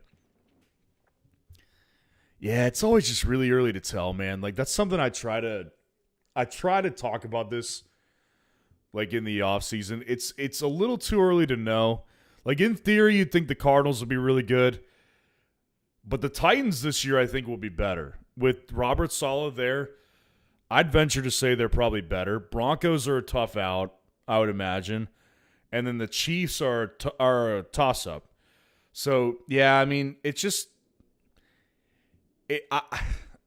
I don't get too wrapped up in playoff schedule. Even though I'll make a video on it at some point probably, I try not to get too wrapped up in it because I do feel like there's just a lot of unpredictability at this time of the year. And, of course, there's going to be injuries that factor into this stuff, too. Jacobs falling to me here again. Oh, man, I can't not take this value. I think it's such a good value for Jacobs here at the 404. I'm doing it again. Got to do it. So we're probably going to utilize this strategy right here. Josh Jacobs is my running back 3. Yeah, sorry. Got to do it. Going to start taking Jacobs. I can tell you that. Alias, that's if your league goes to 18 weeks, of course. Yeah. Cardinals either way. I think the Cardinals are probably the one I'd say are probably, that's probably a pretty good bet. Hallie Line will be ready for the next one for sure. Heck yeah, dude. Stick around, baby. We'll be in it. I love fantasy football. Don't know if you already talked about this, but does this arrest even hurt Jacobs' value? Well, clearly it is because I grabbed him in the beginning of the 4th last draft, and I just grabbed him at the 404. The plan was to just let him drop and see what happens. I haven't been able to resist him in the 4th because typically he's a mid-3rd round pick, or usually higher than that. He's usually like early 3rd. So it's definitely hurting the value. And, it gets to a place where it's like a 4th round price. I'll take that. I'll take that opportunity. Especially as my RB3, which I think I've gotten him twice as my RB3. Kenley Piper, what's going on? Good to see you in here. Which one do you think is better, Chris Brooks or Lloyd? Well, considering that Lloyd has never played anything really at all, Chris Brooks is probably the better one. Now, I still would think that they'd probably want to get Lloyd involved because of the fact that they paid a 3rd rounder for him. He is talented, but he just hasn't stayed healthy. I would imagine like they would want to give Lloyd an opportunity. So if you drafted a couple drafts, I'd go take a shot on Lloyd a couple times, but I do feel like Brooks is probably the better bet. But ultimately, I just don't think that either of those guys are the starter if Jacobs is done. Done as in like he doesn't play for an extended period of time. Like I think they'll either trade for someone or they'll pick someone up off the free agent market. That's how I think things will end up going. I mean, I'll grab Devontae, sure. I haven't grabbed much of Devontae, so I can justify that.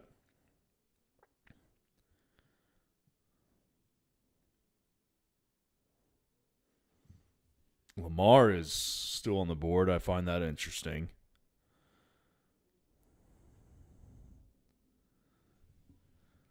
First Down Fantasy, good to see you in here, man. Always good to see you.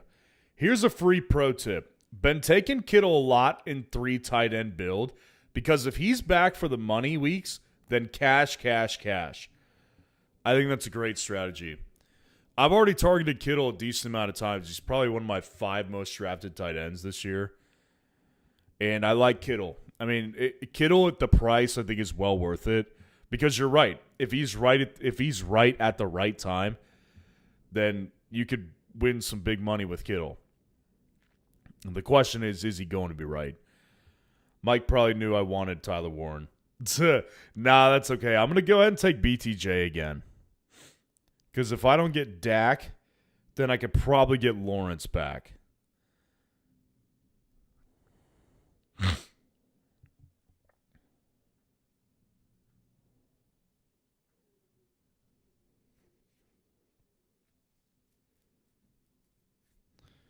Alias says, if I had to pick today, I'd go Brooks. Yeah, that's the thing. But again, I think the more important thing with that question, back to who asked that question? Kenley Piper. I think the more important thing to assess is that my gut tells me if they're expecting Jacobs to miss a lot of time, I would personally say that it's more likely that they'll grab someone off the free agent market or they'll trade for someone. One of the two things will happen. They won't go into the season with either one of those guys as their starter. That's what my gut tells me. Alias says, I like Kittle this year so long as he isn't drafted too high, then I love it. Yeah, no, I think his price is great right now. And that's kind of like a reason why I always talk about, like, you know, it really is the best time to draft at this time of the year. Like, I'm not BSing you guys when I say that. It's not because I'm trying to get a bunch of signups at this time of the year. I mean, I would appreciate it if you use my code to sign up, but like, it really is the best time to draft because there's a reason why a lot of the last 5, 6 winners of Best Ball Mania, they're like April, May drafters because the values this time of the year are the best. Just come August, we know too much and there's too many casuals back and they kind of, you know, attack all the once values. They become like not values anymore. So it's best to draft earlier. And Kittle is one of those guys that I think could definitely rise in ADP over the next 3 months or so. I definitely think that's going to be the case. All right, let's see. So Dak is gone. So I can't get my Dak stack. I could still get Trevor.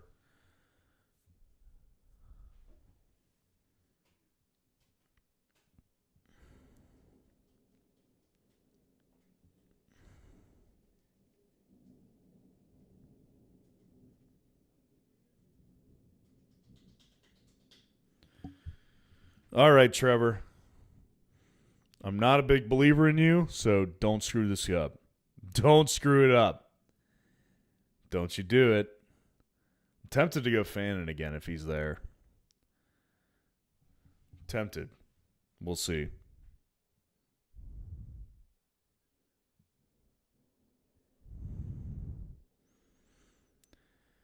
Grish Nation, good to see you.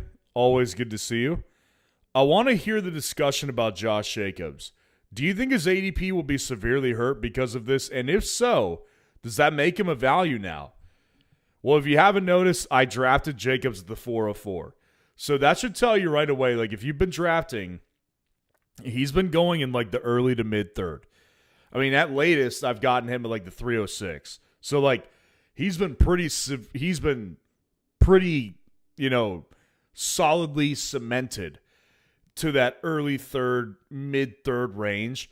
So getting him almost a round later, that would indicate that he's going to be someone that is going to significantly suffer in ADP, because I wonder what the last 2 drafts would have been like had I not taken him where I took him. Fannin, do I do it again? I'm too tempted, man. I want to build my Fannin exposure. I really like Fannin. I think he's the Browns' target leader. But I do think that his ADP will be hurt because I'm curious, and I might have to pass on him next time just because I want to see where he falls if he's there for me at the 4th round. because I took him at the 401 last time. I just took him at the 404. How much farther would he have fallen each of those times? So I'm curious, and that's typically what I like to do after big news on a player.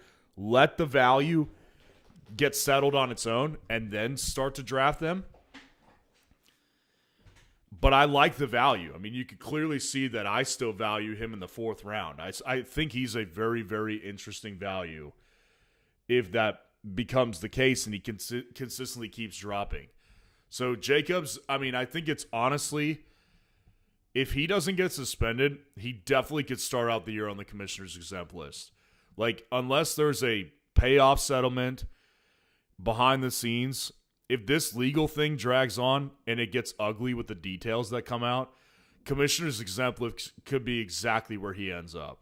So this may be a mistake, me taking him at the 404, or it could be a really good value.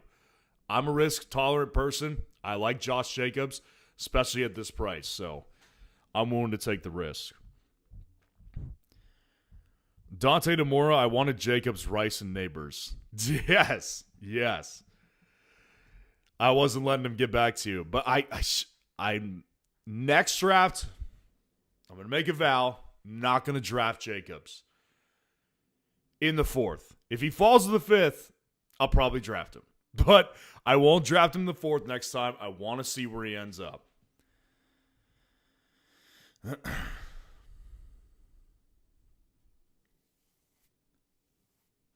Goff goes, Corum goes, Dobbins goes.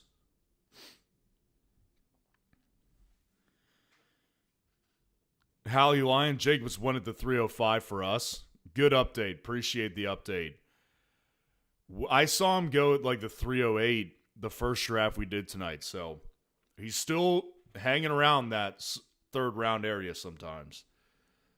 So getting him in the 4th, I feel, that makes me feel better about getting him in the 4th. That's for sure. Damn. Couldn't get Stafford. That's what I wanted. Oh, well. Let's go ahead and grab Matthew Golden. Try to set up a Jordan Love stack. We're going to go 3 quarterbacks. I don't feel comfortable having Trevor by himself. Not by himself, but 2 quarterbacks. Money and thing. Josh Jacobs has pled not guilty. The NFL usually lets legal situations play out before suspension is levied. I wouldn't be surprised if he plays all year. It wouldn't surprise me either. Like I said, I do think it's very possible, though, that he ends up on the commissioner's exempt list, which is different. That's what happened with Judkins at the beginning.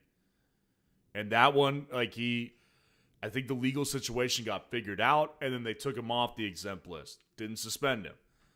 So I'm sure there's going to be details that emerge on this one. Or there's going to be a settlement, and then they'll drop the charges. That's typically, it goes 2 ways. One of 2 ways it'll happen. So, yeah, I'm curious. Very, very curious. Well, we got sniped on Jordan Love, and Bo and Shuck just went. So, not getting any of those guys. We'll just go back to the well with Bill and get some more Commanders upside. Alias says I could see that happening. Vegata Super, what's going on? Good to see you. I'm rebuilding. He's a contender. 3 offers for Derrick Henry to him, giving me 59 in cap. First in 2027, Tyler Warren straight up. A 2nd round pick in 2027 and a 2nd in 28. Tight end premium. Superflex fair offers. Very fair offers. Are we talking dynasty? Auction draft? Okay, it's not a dynasty then. Still, those are very fair prices. I would definitely take a 1st in 2027 for him. No question. Or I would take 2nd in 2027 and 2028. I would leave Tyler Warren. If it was a dynasty, I would take Tyler Warren for sure, but I would definitely take either the 1st in 27 or the 2 2s Henry. I think that's fine. That's a very fair, very, very fair offer. And I think it actually favors you, to be honest. So, good question, man. Hope to keep seeing you around. I have Derrick Henry for the next 2 years, contracts at $59 a year. Gotcha. Well, yeah, I think that's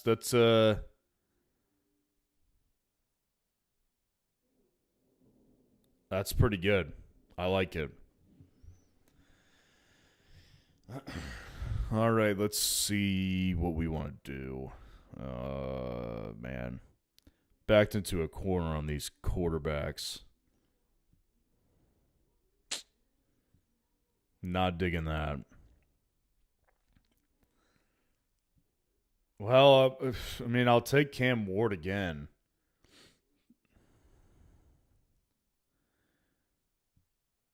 I like Cam Ward a lot. I just don't have anyone to stack him with right now.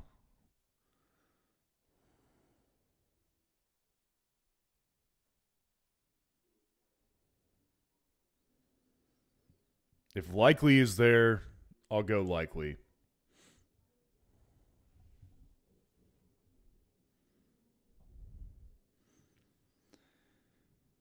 Alias says, last year I had Jacoby Myers higher than his ADP. Feel the same this year. His ADP should definitely be higher. I think that, honestly, it just kind of is one of those things where I don't really like him because I just don't feel like he has many upside weeks. Like, I think at best you get like a 15-point game out of him, 17 sometimes, maybe 20 once a year. So I see your point. Like, in a redraft league, he's definitely a stable guy sometimes. But overall, man, we're getting sniped. Jalen Coker. Overall, though, I would definitely say Myers is definitely not someone I'm in on.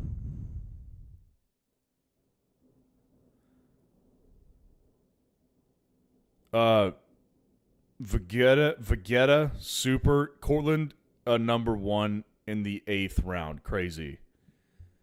Yeah, I know. No, that's a good price for Sutton. He's not a number 1 though.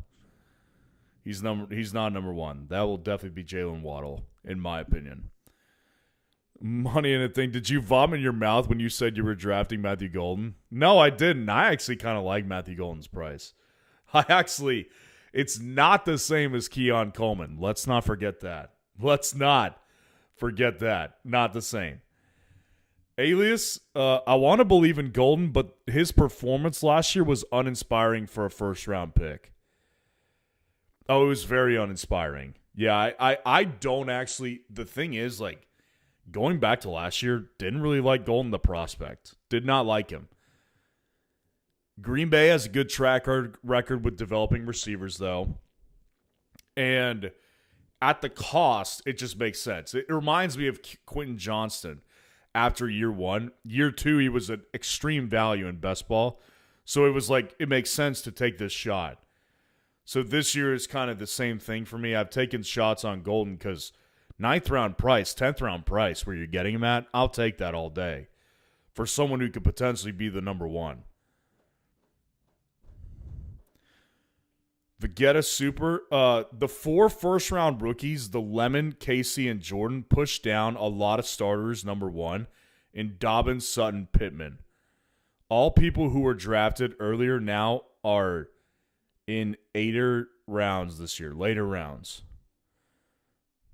4 first-round rookies, Lemon, Casey, and Jordan, pushed down a lot of starters, number 1 in Dobbins, Sutton, Pittman. Well, again, Sutton's not a number 1. Sutton, I have a hard time seeing Sutton as the number 1. I think that will be Waddle. Pittman, I could definitely see being the number 1. And Dobbins, I feel like is the number 1 too, which honestly I should draft more of him. It's been a while. But that's just typically what happens with rookies, man. That's typically how it goes with rookies is they just get pushed up the draft board because people are excited about the hype and they want to invest in it. That's just typically how it goes. Yeah, I mean, I guess I'll go Gadsden. I mean, I feel like I've been sniped quite a bit tonight, man. In this draft, I've been sniped. For sure. Alias says pronounce Vegeta as Vegeta. Yeah, that's my bad, I guess, if that is how you pronounce it. Vegeta?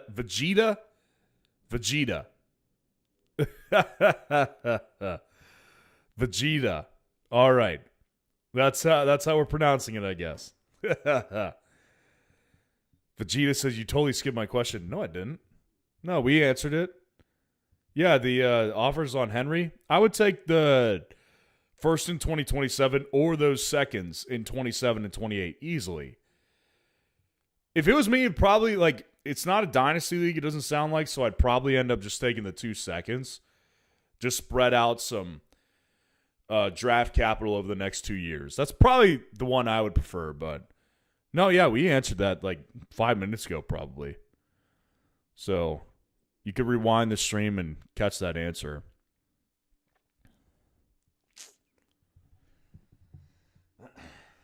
Well, shit. Let's just go ahead and put it in now. I'm going to be done with tight ends, actually. Give me Jalen Naylor. Why not? Ugh. I don't like how these last couple rounds have gone. I feel like I'm getting sniped. I feel like I'm getting sniped all over the place these last several rounds. Money anything, you totally skipped my free hat. Keep digging in, man. You guys got to earn it. Like the video, subscribe to the channel. We just crossed the 100-minute mark, too. So just out of support for me, if you would like the video, subscribe to the channel. That would be excellent. We'd really appreciate that. And it would help hit goals. 30K subs ASAP is the goal. And 100 likes on this live stream is also the goal. Who Hames, good to see you in here, man. Appreciate you joining us. Hopefully you'll hop into the next one. Vegeta, thanks, my man. Great answer. Appreciate that, man. Yeah, I'm glad you were able to end up catching that one. Hope to see you in here more often. Easy R1P, good to see you. Josh Jacobs done crashed out. Oh, man. Did he ever? Did he ever, dude? It's not a good look, to say the least. Not a good look, to say the least. The value, I'm actually kind of in on right now, though, in the 4th round. But I said this earlier. We're not going to take him. We're not going to take him in this next draft we do. We're going to hop into another Pomeranian after this one, and I'm going to leave Josh Jacobs on the board just to see where he falls. If he's there in the 5th, can't promise you I won't take him. But I want to see where he falls. Michael Moulton, there's a lot of sniping going around. Yes, there is. Yeah, it feels like it, man. Feels like it to me, that's for sure. So, yeah, guys, there's 4 more picks that I have to make. So after the last pick, we'll hop into another one. So just make sure you're ready to join in. And if you're new, it's a good time to sign up for Underdog, so you'll be ready to hop in as well. Just grab that link that's in the description of the video. Sign up using code FFR. Hop into the Pomeranian once. I will send you a free copy of the best draft strategies for Underdog, specifically to help you through your drafts. Draft strategies to use, draft strategies to avoid. All right, we're going to just go with a backup quarterback strategy. And give me Jerry Jeudy. Got a brownie already, but, you know.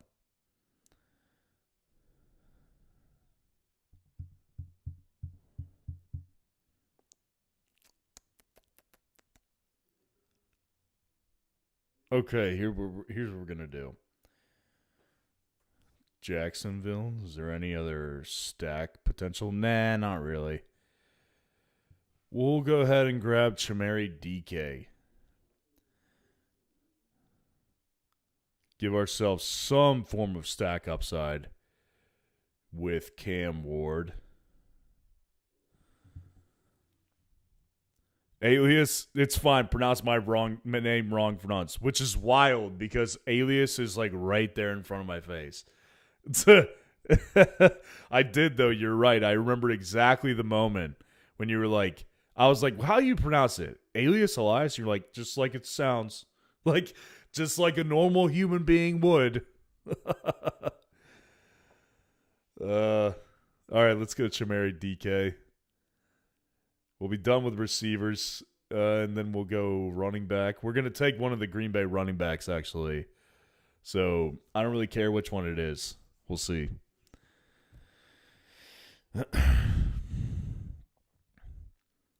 Who Hames? I'm bum hunting on DK, but Mac Nova is here. You got to get over here to Underdog, man. We got to get you in on the next draft. Got to get you bum hunting over here. Easy R1P. Benson to Green Bay. That was floated earlier in the stream. I would personally love to see it. I love Trey Benson. I think he got wrong. I think he was done dirty in Arizona. And from a dynasty perspective, I would love it. My teams with Benson would love it. And I would love to see it personally, so I'm very much hoping it happens. In reality, if I was the Packers, I'd probably try to get Connor if he's healthy, just because you know what you're going to get with Connor if he's healthy. And I'm sure there's probably other targets around the league. But I don't know. I mean, I think it's possible for sure. I think it is possible. But we've been kind of getting everybody's opinion on what Green Bay is going to do at running back. If anyone else has any other ideas, let me know. Because there's a lot of backs that could be traded. I mean, Who Hames, you just said, I think something that could happen would shop most would be Titans trading Pollard to Green Bay. I don't think that's crazy either. I don't. I think it's his last year on the contract. He's productive, and they have Nick Singleton now with Tyjae Spears. Like, that wouldn't surprise me either. So, yeah, it's interesting, man. There's a lot of ways. I thought of Braylon Allen. Braylon Allen and the Jets, like, I think he's a possibility. I don't know, man. I mean, does Brian Robinson become valuable to them? Does Woody Marks become more valuable to them? I don't know. I mean, there's a lot of possibilities. All right, we're going to go ahead and grab we're going to go ahead and we'll just take Marshawn Lloyd. Just be different. Seems like the consensus is to take Chris Brooks, so we're going to go ahead and just go with Marshawn Lloyd. And then we're going to grab a backup quarterback for our backup quarterback strategy. You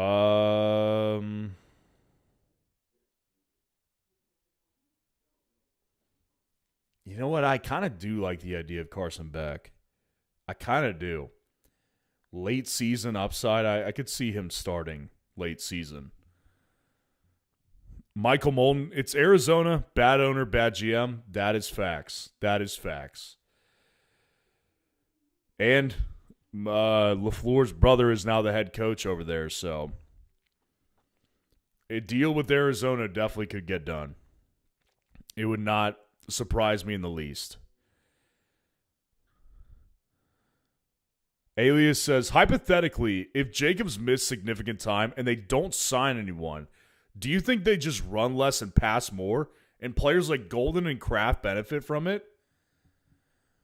Well, the thing is that even if they do trade someone for someone or sign someone, let's face it, it's hard to replace that kind of production you get from Jacobs. Like, Jacobs is a really good back. He's a workhorse. Like, you can kind of count on him as a bell cow. There's not too many of those in the league. So even if they trade for someone, they're going to have to throw more this year, which kind of, to your point, pushes up Love a little bit for me, pushes up Golden and Tucker Kraft. So, no, I think either way you cut it.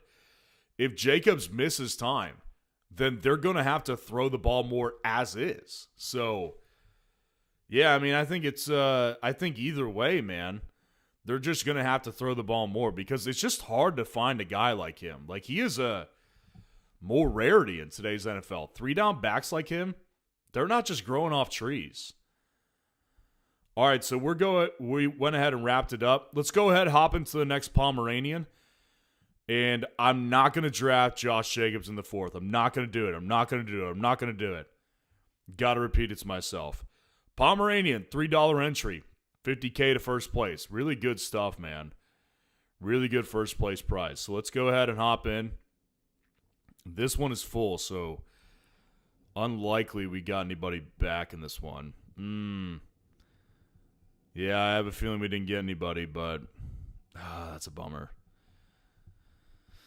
That's a bummer. I don't think we got anybody in this one, but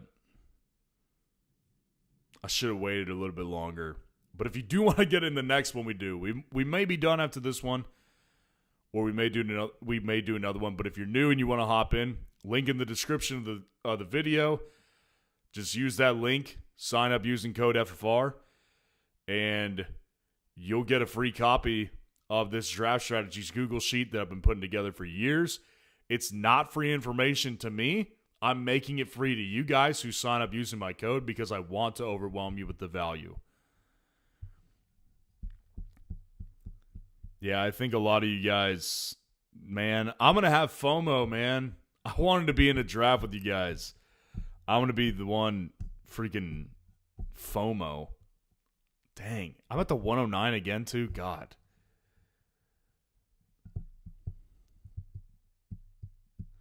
Dante DeMora, Bam Knight to Green Bay. Bam Knight, league winner, lock it in now. That's an outside-of-the-box thought right there. That's the forgotten man in Arizona. I like that. I like that a lot. Who Hames, he was a cut candidate if Love went there. Went to Tony Pollard? Yeah, I mean, for sure. No, Tony Pollard, that's an interesting one. I have not thought about that one lately. Or at all. So that's a good one. That's a good one.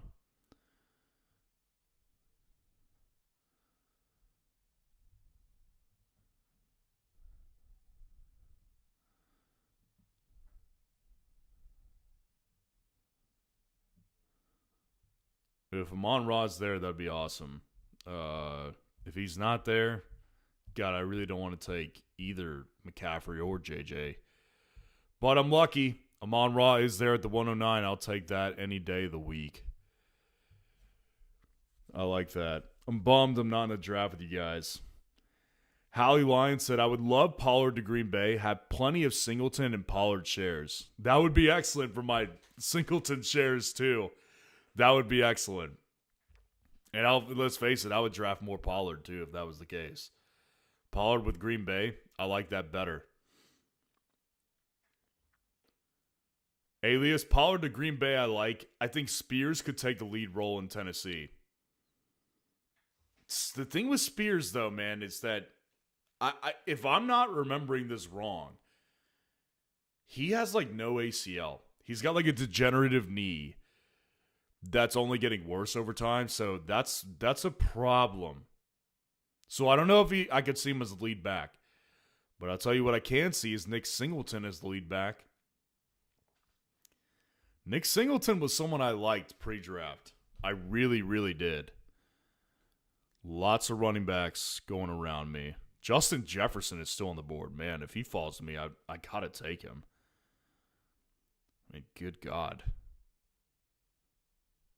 I have to do this. Like, JJ in the 204, yeah, I have to do that. Yeah, that's probably not too many Amon-Ra JJ stacks out there, so let me fall that one right into my lap. That's crazy, dude. That's wild. Who Hames? There's a Green Bay player I'm targeting right now. It's a secret, though. Ooh, I want to hear this. You got to tell me at some point, right? You got to reveal it at some point during the stream.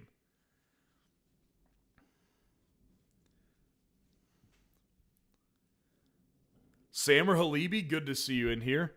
There's unks in the free agency who could be possibilities like Najee, Mixon, and Eckler. Najee and Mixon were the first two names I thought of, and I said earlier in the stream tonight on the free agent market. If they were to not trade for a back and they just got someone off the market, then it would be Najee and Mixon. Eckler, I think, is probably cooked. Like, Achilles injury, dude's had a big workload. I could see him being cooked. Najee, a couple years younger, I could see him recovering easier. Mixon is kind of the big mystery right now. Nobody freaking knows what's going on with Mixon, so he's the interesting wild card.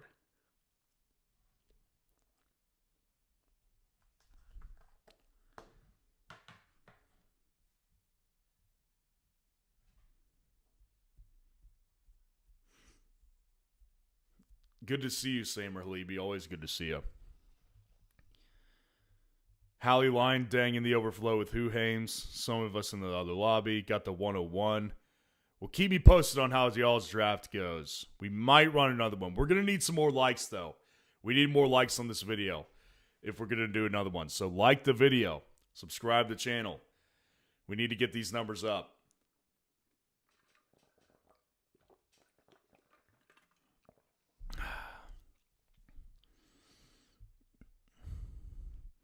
Who Hames? I missed it. Let's see what auto draft gives me. You got to tell me at some point who's the Packer you're targeting. You gotta do it. Hallie Alliance just means we have to do one more. We'll see. We'll see. We need more likes. We need more likes. We need more subs.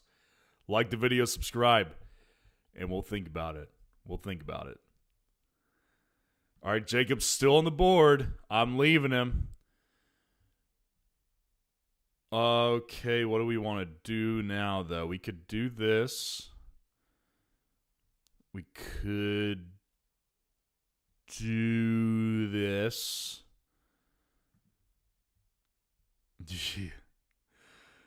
All risk team? No, it's not all risk. I'll take Rashee Rice, though, as my wide receiver 3 for sure. I like this Rice value. I like the value on Rashee Rice right now.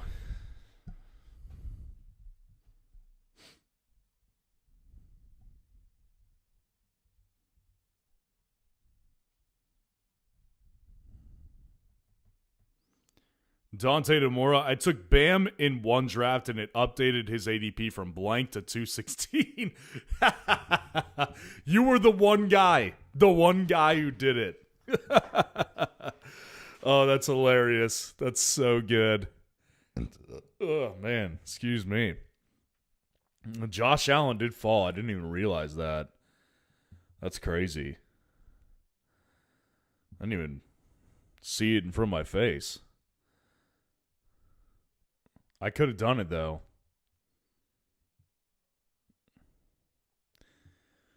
Whatever. Whatevs.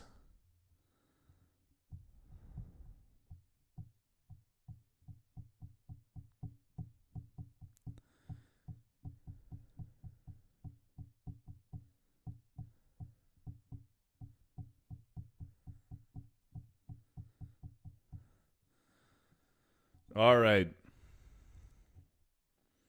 Jacobs goes to the 402 anyways. So he's gone. Cam Scatterboo is going to be my running back 1. Josh Jacobs goes to the 402, everybody, and it was not by me. I didn't do it. Michael Moulton, we got Junebugs, Hallie Line, and Who Hames in this one. Man, I got FOMO. You guys got to keep me posted on how it goes. I'm through first 4 rounds in this one.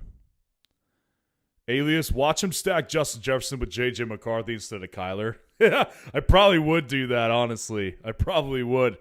Just to fulfill my backup quarterback strategy. That's what I'll do. Hallie Line, St. Brown, and J.J., that's got to be a unique team. I think it is. I'm pretty happy with it. So we're going to definitely, try to make this one work. Because that could be an elite situation here.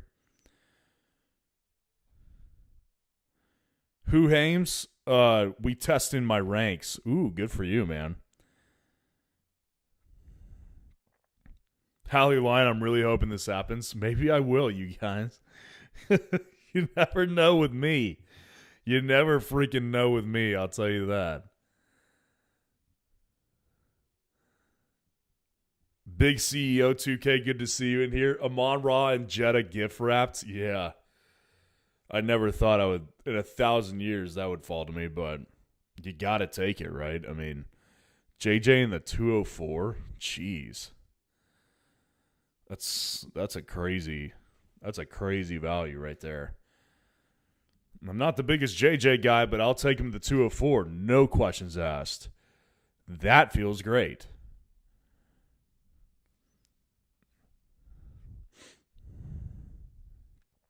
Samuel Halibi, always glad to be here. Always glad to have you here, man. Always glad to see you. Always lightens up my day. So we're going to go with another receiver here. Give us a good advancement rate.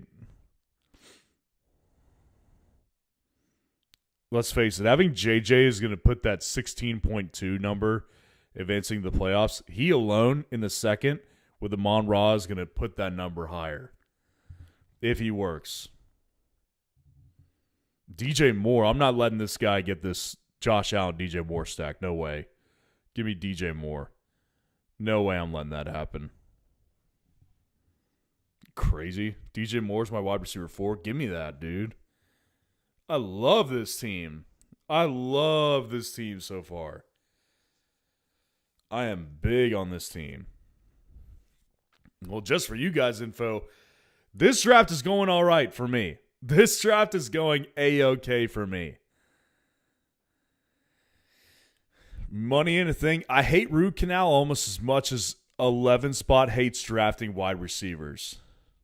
He just drafted Watson because I took his DJ Moore. That's exactly what happened. Now he's going to try to stack Love with Watson and Jacobs for sure. That's definitely what's coming next.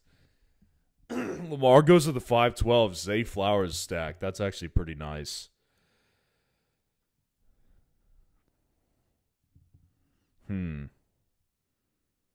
No real reason to go quarterback here.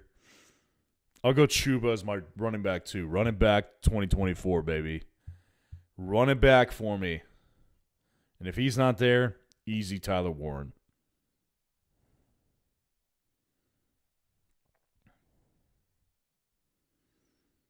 Chuba. Run it back, baby. Run it back. Man, I love these receivers. My gosh.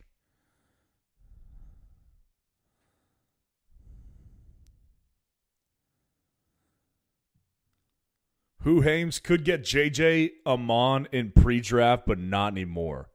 Yeah, it's been a while since I've seen you be able to do that.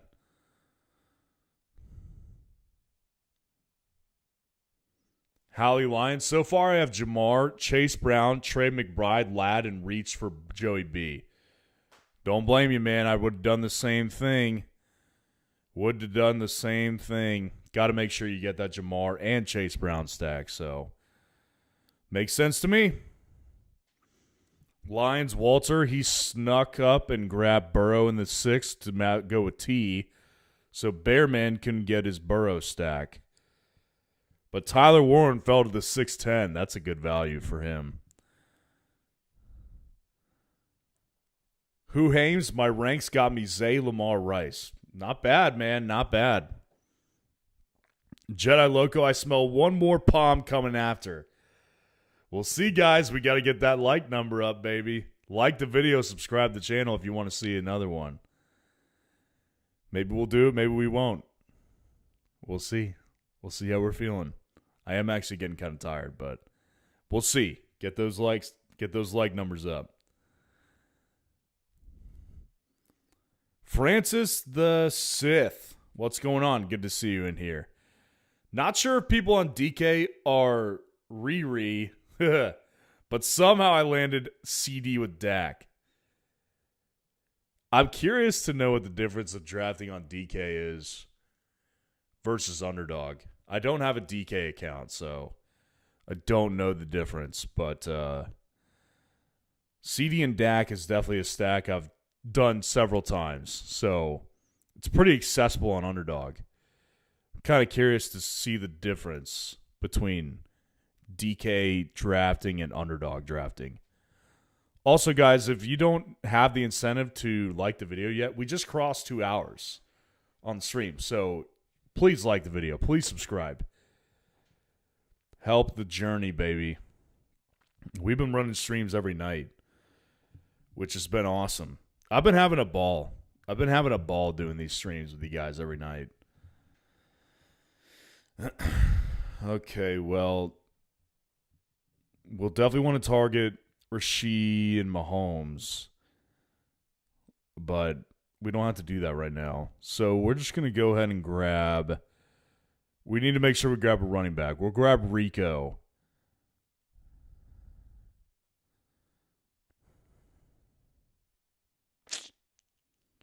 And then we'll target Mahomes.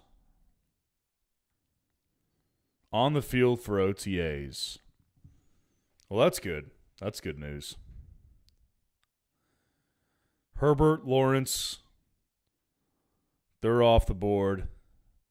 Dak's still on the board. That's interesting.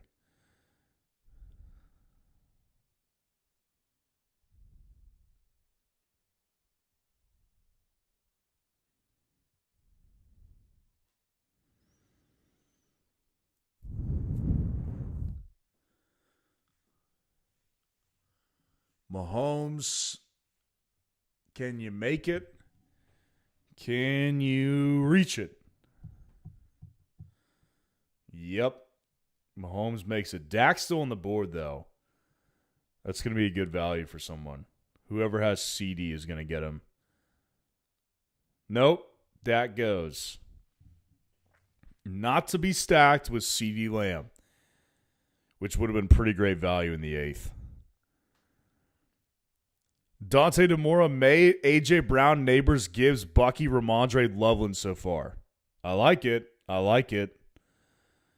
Daily Sports, good to see you. Again, would you rather have Jamar plus Chase Brown stack or Jamar and Hampton?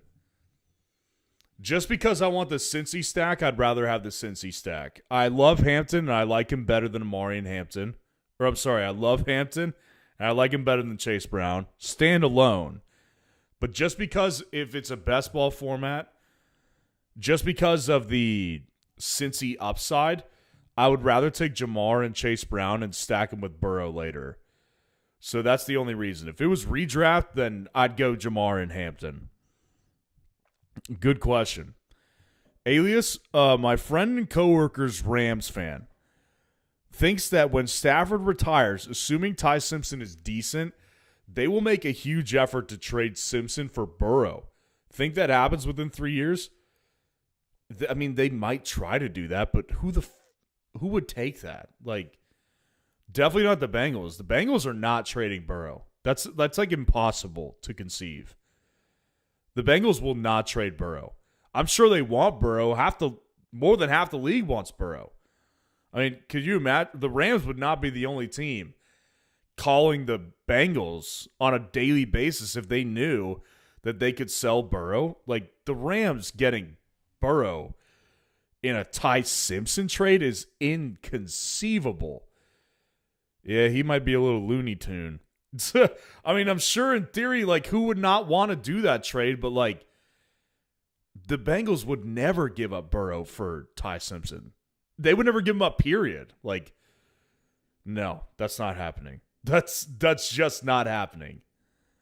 It will not happen. Well, we're going to go ahead, yeah. We're going to do what you guys said we would, and we're going to stack Kyler with JJ because it makes sense, and Goff was off the board. So that's the reason why we're doing that. We're going to stick with these two quarterbacks. Hopefully Kyler can actually do something for this team because this team could be really good. This team could be sweet if it actually works. But Kyler, don't be a bum. Get off the Call of Duty and go work out, and take some growth pills. Take some human growth hormone. Who Hames? DK Dak's ADP is 74. He just fell 10 picks in the lobby. Oh, heck yeah, dude. He actually ironically just fell in this one, too. He fell to the 8th, 805, which is the 89th. So, yeah, he actually fell more here. That's fascinating that it happened over on DK, too. Yeah, I want upside in that Washington backfield. I'll take Bill over Kittle and over Kelsey. I want to make sure these running backs are good. And I'm going to go 3 tight ends. So, money anything, sleep is for the weak. I don't know, man. I need my sleep.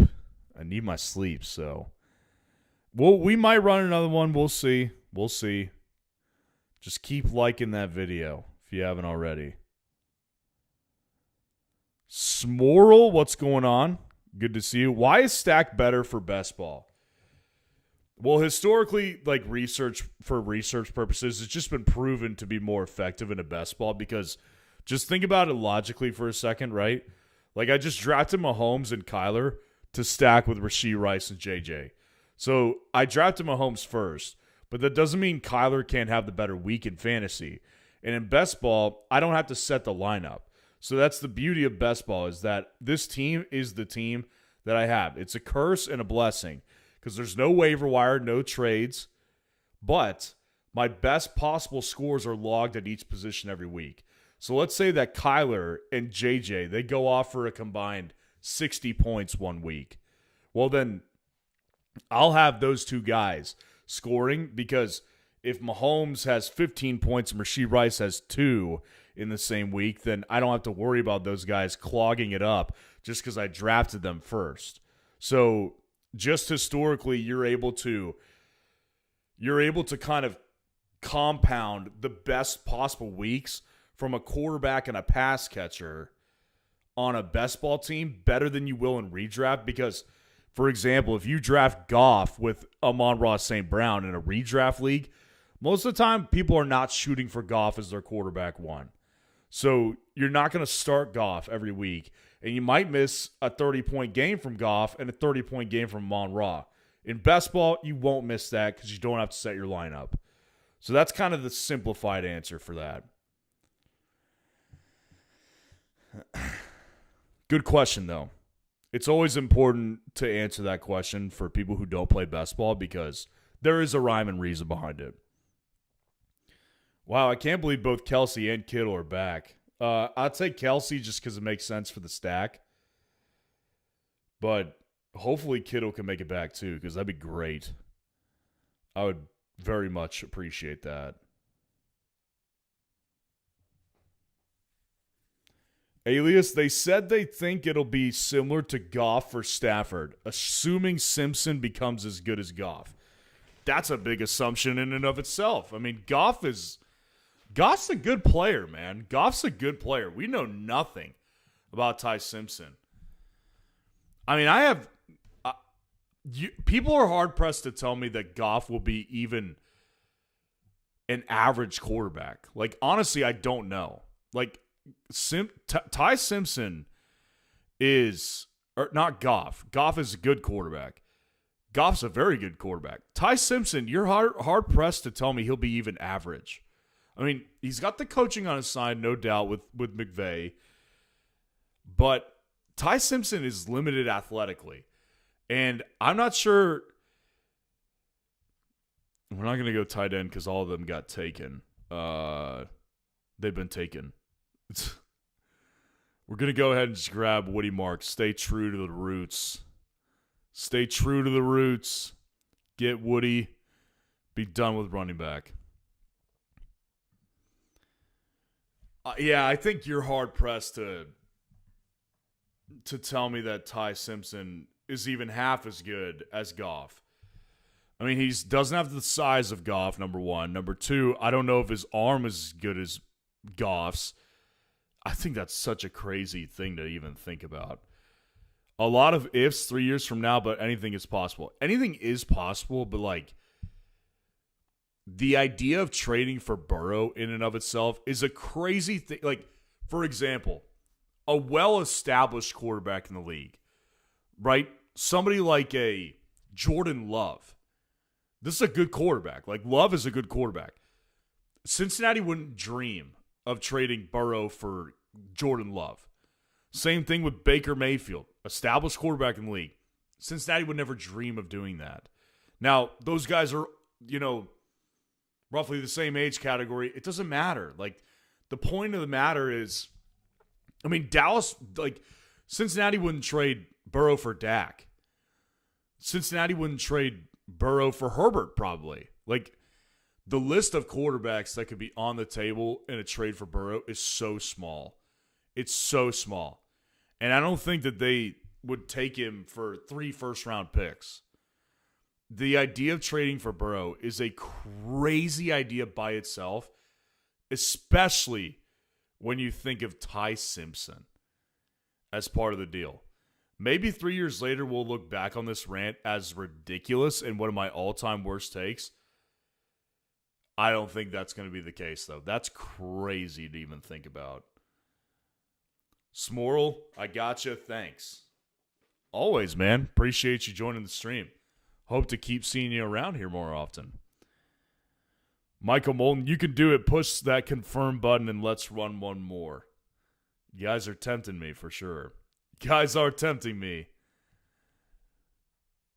Let's see what we want to do. We still only have one tight end, so it's not the best spot to be in. We're just going to go Brenton Strange. Try to get us some young upside at tight end.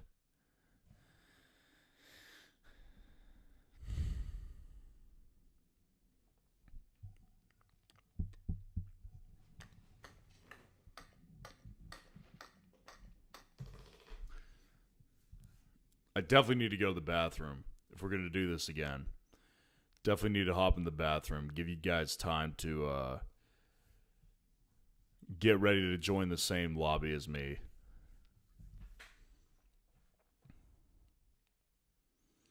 And then we'll take another tight end later.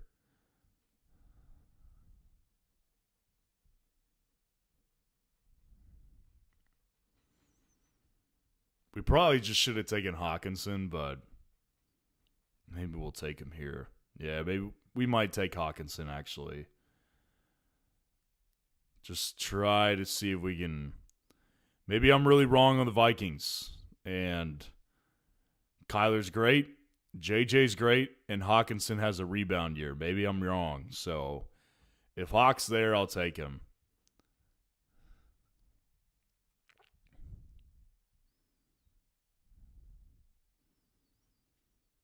Still got the... Oh, Hawkinson is not there. Whatever, I really don't care. Because I don't really like him anyways, so... I don't care. We'll go with Trey Tucker. Give me some spike weeks, Trey Tucker. Alias, I think Zay will be on a new team within 2 years. Zay Flowers. Interesting. Curious to hear why. Jedi Loco, the people have spoken. One more draft. You guys, man. You late night addicts. Nah, we'll see. We're probably leaning towards that way. But I definitely need to go to the bathroom. Alias, if no Raiders wide receivers take off the next 2 years, would love to have Flowers here. Oh, yeah. I mean, he's an instant upgrade over everybody you got. So, I mean, let's not joke around here. Like, that's a huge upgrade. Jalen Naylor, Trey Tucker. Trey Tucker probably won't even be there by the time Zay would be there. Dante Thornton, Jack Betch. I mean, yeah, Zay Flowers, huge upgrade. Zay Flowers is a good player. He's a good player. Money in it, think bathroom breaks are for the weak. What's not for the week? Let me ask you that. What's not for the week? Alias got to have a bottle underneath the table. Yeah, you guys are freaking weirdos. I got this huge water jug, but this is not for urine.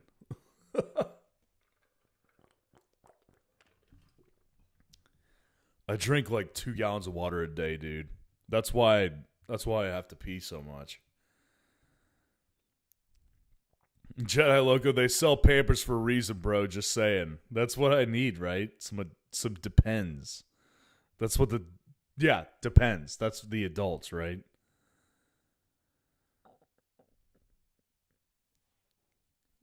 Okay, let's see what we want to do here. Uh, bu- bu- bu- bu-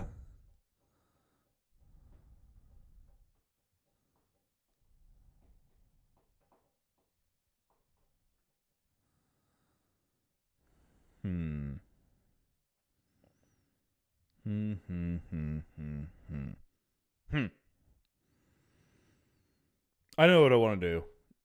I mean, I'm going to go above board and just grab Tyreek here. Don't want to miss him because I'm going to target a tight end here in the next round. So I want to make sure I get myself Tyreek. Alias, I mentioned last year how I didn't want to lose someone that went on some newspaper on the floor in their room. Good times. I don't remember that one, to be honest. I don't remember that one. Did you say it on here? On one of the live streams here? I don't remember that. Money and a thing. Carrying a boulder over a mountain is not for the weak. That is true. That is true. That's a pretty strong man activity right there. What else is not for the weak? Building a dock on a lake. That's not for the weak either. It's a fun activity. Thinking of things that are not for the weak. Alias Flowers knows how good he is, and he'd be utilized more on a lot of other teams, I predict. Yeah, I mean, that could be the case. I think he could break out again. He technically broke out last year from a fantasy perspective. Wide receiver 7 finish. But I'm going to go in Njoku here. I just try to get some red zone targets out of the guy. Yeah, I think that Zay, he's not technically a fantasy breakout next year if he does well, but he would be if he was able to be like a top 10 receiver again and be able to sustain production more consistently, I'd consider to break out in the sense of just graduating into a more consistent guy because he's just been so inconsistent over the years. But from a fantasy perspective, he's not going to break out. But point being is that I think Zay is probably going to be good this year in fantasy. C. Knox, good to see you. What rookies are you taking swings on this season? Carnell Tate in best ball is a swing I'm willing to take. He's my 56th, 55th ranked player. And in best ball, he's usually going around the 60, 61 range. He's got a 60 ADP. So that to me is enough of a value. He's basically right on par. That's enough. That's fine. I personally would be willing to take Carnell Tate at cost. Jordan Tyson, I like the player better than Carnell Tate, but I still think his cost is probably a little too high. Mekhi Lemon's cost is a little too high. I've taken those guys, but I've taken more swings on Tate. Best ball, I'll take the swing on Love. Back in the second round, I think that price is acceptable. I've taken that swing a couple times, and we'll continue to do so. I would say the 2 rookies I've been taking swings on that are first rounders, Carnell Tate and Jeremiah Love in best ball. Redraft, it's different. Those guys' prices are a little higher. and I don't like those guys as much. If we're still talking best ball, later round guys, Skylar Bell in best ball, I love in Buffalo. Malachi Fields in New York, I love with the Giants. Nick Singleton in Tennessee, I love him at the running back position. So, yeah, there you go. Those are some guys. Appreciate the question. Hope to keep seeing you around. Give me Malik Washington. Ugh. Ugh. Gross.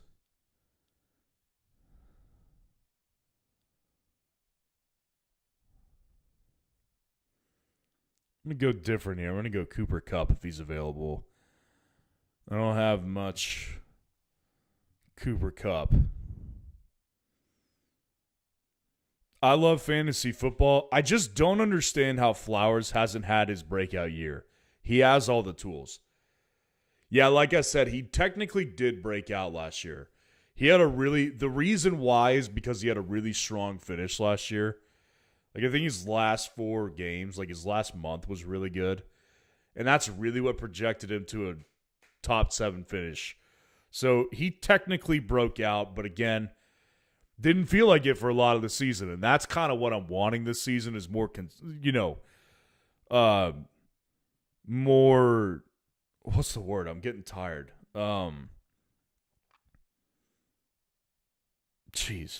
Okay, Cooper Kupp goes, so whatever. Just give me Malachi Fields and we'll call it a draft. All right, we'll get into one more. Here's the deal. I'm taking a bathroom break. I don't care what you guys say. I'm taking a bathroom break, and then we'll hop into the next Pomeranian. Be right back.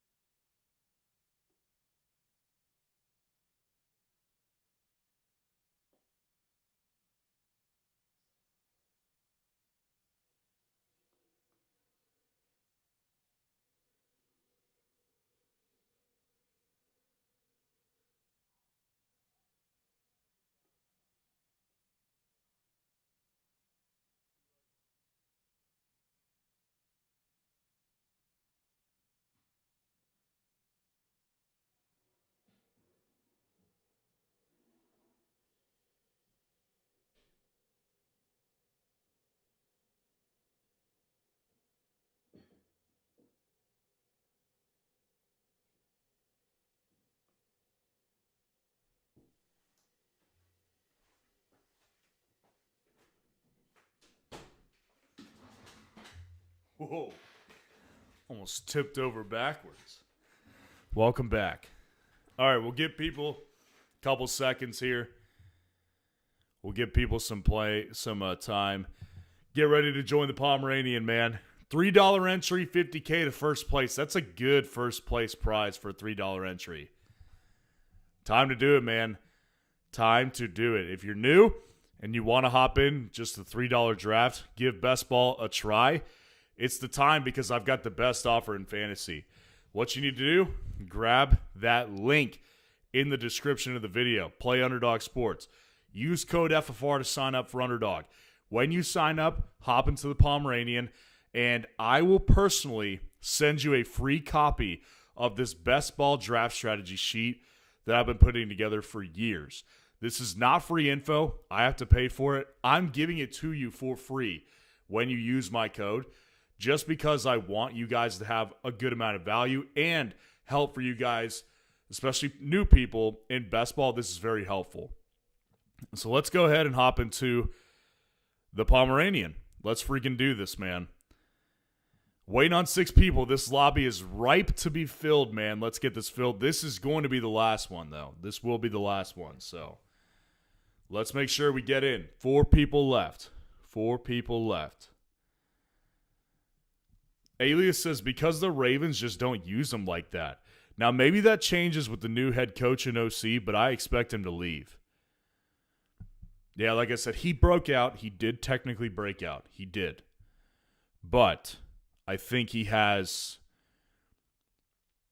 more on the table if he was to be with someone else besides Lamar. It's not coaching, it's Lamar. Lamar's not the best thrower, and I've had a lot of conversations with people about that one over the years. Lamar is not the best quarterback for a number one. He just isn't.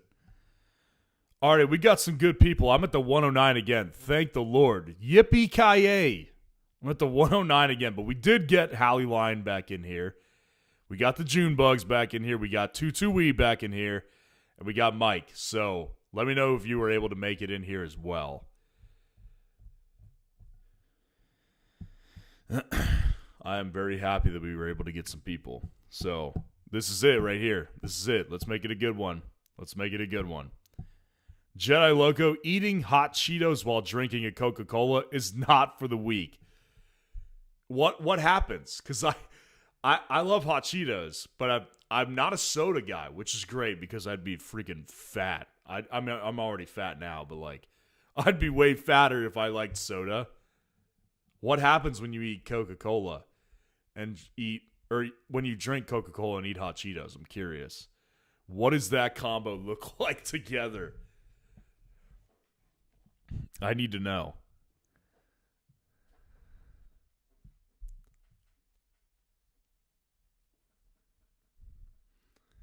Alias, and yes, I did mention me versus the newspaper boy last year on a stream. He's a coworker and a Niners fan. Don't want to lose him this year either. We definitely don't want to lose him. Man, I don't remember. That one's slipping my memory a little bit. Maybe at some point I'll go back and find that stream. Because now I'm curious.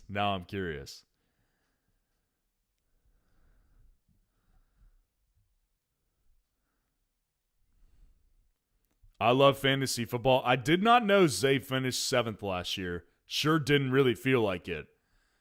That's what I was saying, right? Like, for the most of the season, it didn't feel like he was going to be even a top 15 receiver. But he had a really strong end to the season. So that was what propelled him up there. That's really what did it. All right, let's go CD. Don't have much of CD, so we're kind of taking advantage of this 9 spot. Getting ourselves some more CD lamb. Money in a thing. Wrestling a mountain lion with your bare hands while flying a fighter jet is not for the weak. That also. Let's just get more and more outrageous as we describe things that are not for the weak. Let's just get more and more outrageous as we go, right? Is that okay? That is not for the weak either. I would say that arm wrestling, a cougar, not a lady. I'm talking a cat, a cougar cat. Arm wrestling a cougar cat, a jacked one, while you are simultaneously drinking a beer and you have one leg in the swimming pool and winning that arm wrestling competition, that is not for the weak either. This is what the tired brain does, right? Just come up with ridiculous things. Okay. I do have the Amarian Hampton CD, the Amarian Hampton CD stack, so not going to do that. We're going to go with Henry. Build out some more Henry shares, too, while we're at it. Alias says being a pro football player is not for the weak. That is very true as well. That is very true. I love fantasy football. Good job, Alias. As a Seahawks fan, I hate the Niners. That's something you guys can relate on then, right there. That's a good one. Hallie Line, let's go. Indeed, we got this draft full. I'm glad.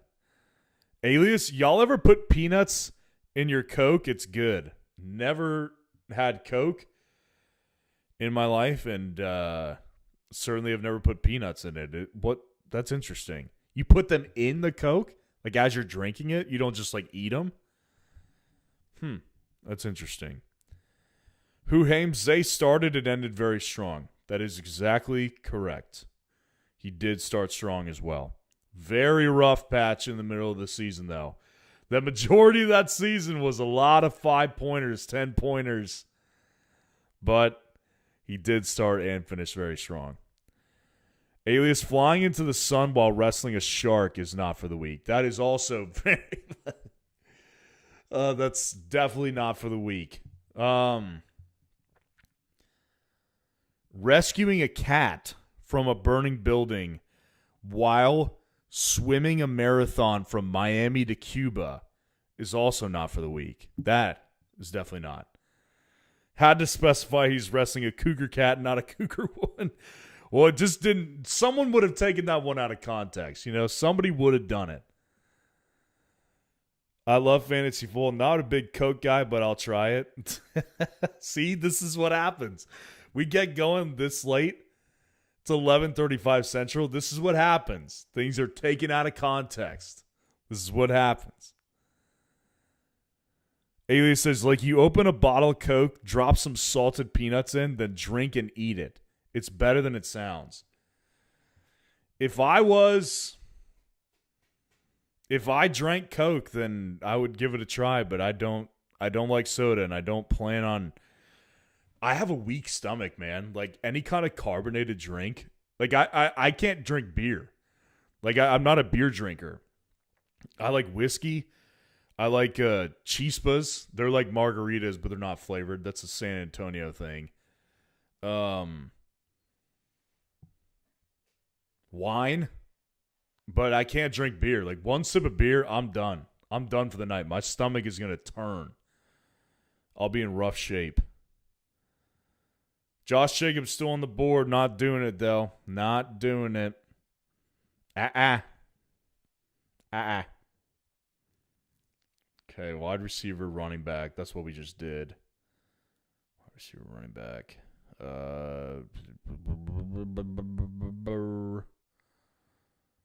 We're just going to go ahead and utilize this one. We're going to go running back again. But I'm going to go with Javonte. Try to target that Dallas stack.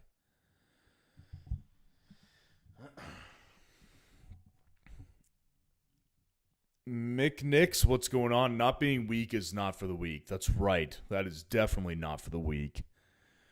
Being strong is for the strong. Not being weak is not for the weak. That's the most straightforward one I've heard all night, guys. Money in a thing, brushing your teeth with a cheese grater. Oh, man.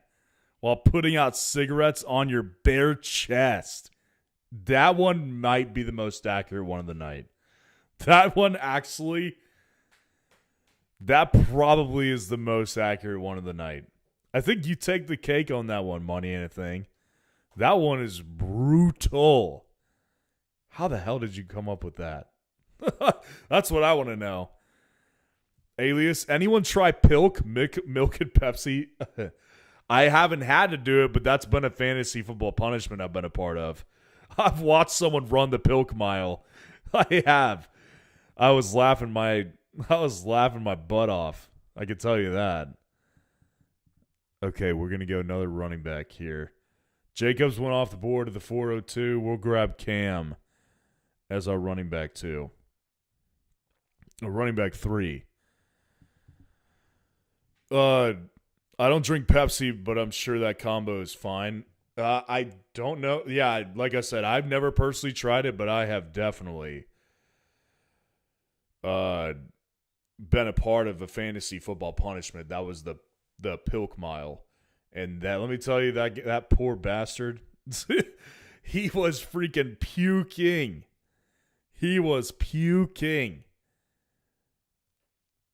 Kind of like a thin soda milk float instead of a root beer float. Yeah, just drink a bunch, though, and then go run a mile. That's what we made him do. That was good times, man. Good times.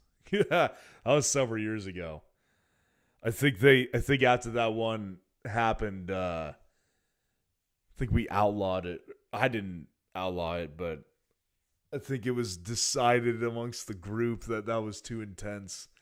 Because he was in rough shape. He was in rough shape.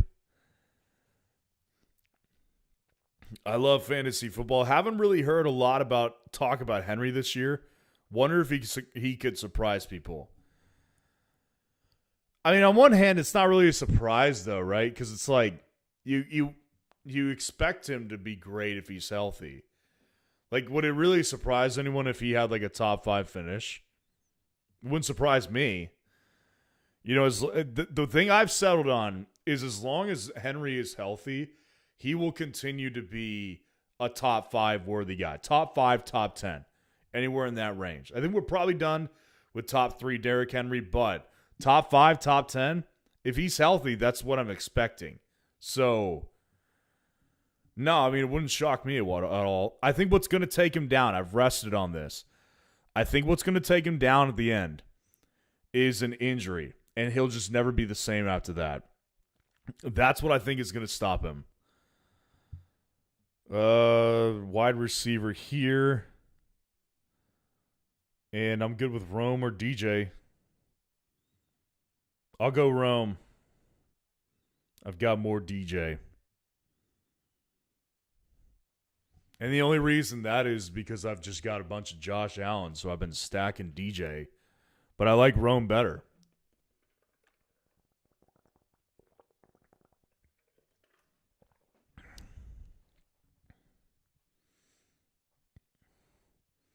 Well, people know what I'm doing for sure.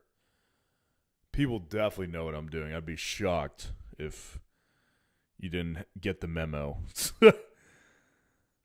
I'd be shocked if people didn't get the memo. Okay, we got to be coming up on 3 hours in the stream. What are we at? Yeah, 2 hours and 40 minutes. Yeah, we're going to cross 3 hours for sure. I think. Okay, let's see. Well, I haven't taken Tyler Warren yet. I've been kind of on a BTJ run, and Tyler Warren, Hallie Lyon just took him. You know what? I'm actually going to go with Watson because I'm kind of buying into the idea of Green Bay's passing game a little bit. Who Hames anti-sweating a DFS win is not for the week. Am I reading that right? Anti-sweating a DFS win? Oh, yeah, that's definitely not for the week either. Yeah, that's definitely not for the week. Mick Nix? That's such a good one. I like that name. Stacking Malik Willis with any wide receiver is not for the week. That is also not for the week. I've only been able to muster that one up a couple times. That certainly is not for the week. Alias, since my coworker league mates are all in a meat department, I always jokingly say last place punishment should be to get meat department tattooed on their lower back. That's a good one. That's a good one right there. Oh, I bet people would be... Everyone loves the idea of doing something like that until you lose. And then you're like, no, I'm out. Like, you can't make me do it. Everyone loves the idea of it until you're the one who freaking loses. That would be freaking hilarious, though. That is such a good one. I would love that one. I would love to be a part of... I would love to be there as they got the tattoo as well. So they had to live with the freaking shame of that forever. Oh, that's good. I love fantasy football. He won me so many leagues in 2024. Oh, dude, yeah, Henry? Henry's the man. Derrick Henry is the only guy in my lifetime, probably, who is truly just like an outlier of all outliers. Like, there's just not many running backs in my lifetime that I can remember playing this good in their like early to mid 30s at the running back position after having the amount of work and punishment he's taken. I mean, he's just a freak of nature, dude. That dude's a freak of nature, and he trains like an animal. Well, Dak goes the June bugs. What for, bro? Come on. Come on. June bugs. I know you're in here. I know you're in here, Junebug. Speak up. Why would you do that to me? Why would you do such a thing? Now I can't stack Rome with Caleb either.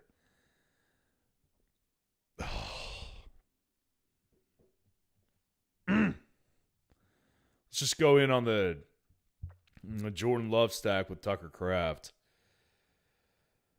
Bummer, dude. Freaking bummer. Junebugs, I know you're in here. I know you're in here. BPA, sorry. I will never forgive you for this. No, it's okay. It's okay. I understand. It's fantasy football. All is fair. Nothing is personal. Nothing is personal.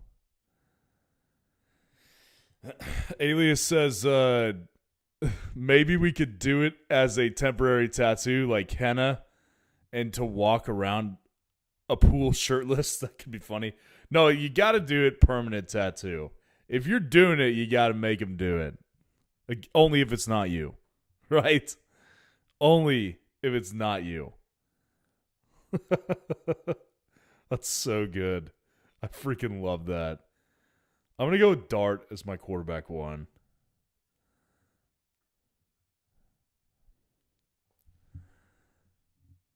I got the Scattaboo and Dart stack, at least. I can live with that. You can snipe me on my Dart stack. Oh, I didn't even realize. Honestly, I didn't even think about it when I made that pick. So I guess we're even, right? Dude, don't say you're sorry. I'm totally screwing with you. It's just fantasy football, bro. It's just fantasy. We're all in here to have a good time. All good, brother. All good. I'm just screwing around. Money, I think chugging a full canister of water while drafting Pomeranians is not for the weak. See, you get that, right? This is what I do. I mean, this is a daily thing. Every time I'm in this stream, you guys know what to expect.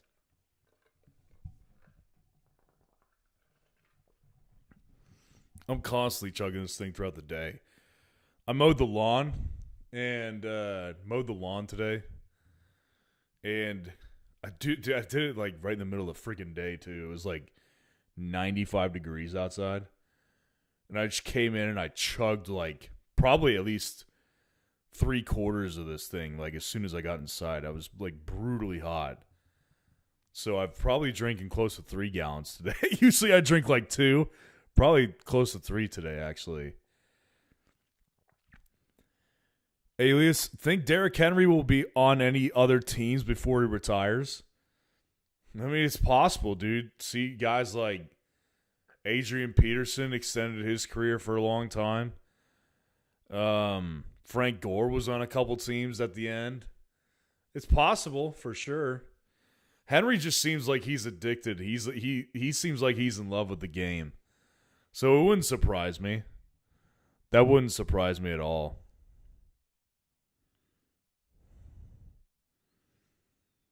I mean, I'm worried now that we're not going to get Love back, so I'm going to go ahead and grab Love because there is a team with 0 quarterbacks. So I'll go Love, make sure we get him. Yeah, Dante, don't say you're sorry, brother. It's all good. I'm just joking around. McNix, Junebugs is getting a meat department tattoo for this. No, we're not going to do that to him. We would never do that to Junebugs. I love Dante DeMora. Love Dante DeMora.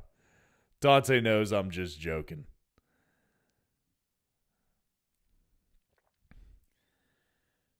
Alias, I drink a gallon of water a day and whiskey and coconut water every day. Not at the same time, but every day. That's a good one. I've been actually pretty cool on the whiskey lately. I've been trying to lose a little bit of weight, and I was like, you know what activates my eating is when I drink. And so whiskey is like, it's such easy access. So I'm like, all right, if I want to have a drink now, I'm going to make it chispa, and it's more involved. You got to squeeze the limes. You got to, get the shot glass out, pour the tequila, pour the agave nectar. You got to pour the Cointreau. It's more involved.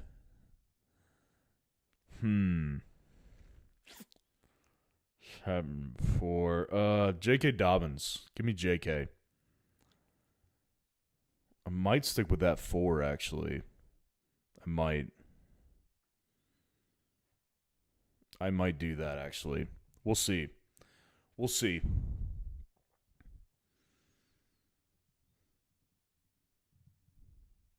Money in a thing. I drink a gallon of the tears of my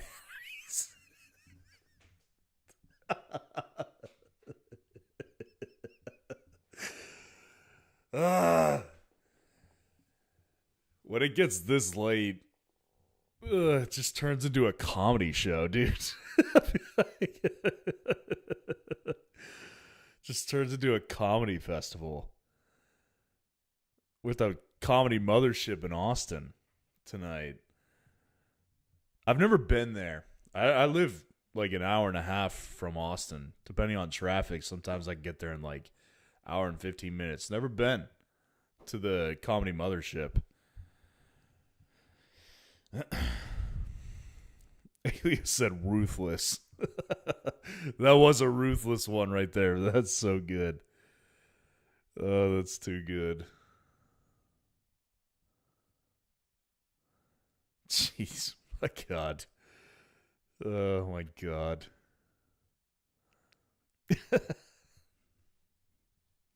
So stupid.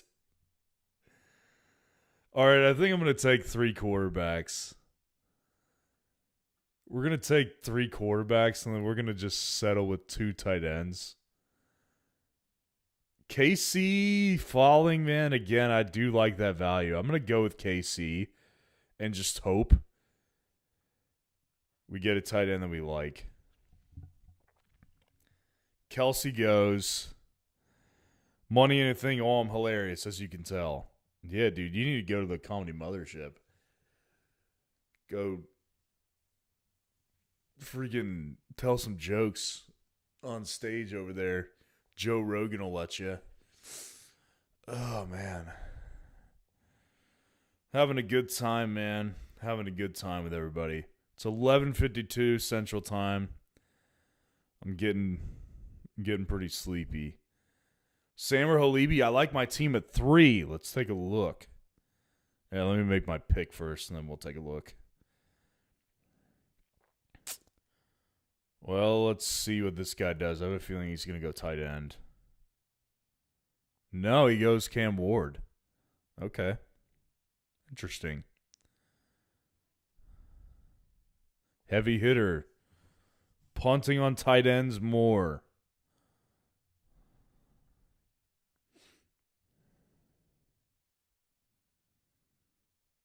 Obviously, I'd love to take Likely here, but Hallie Line, let's see if he snipes me.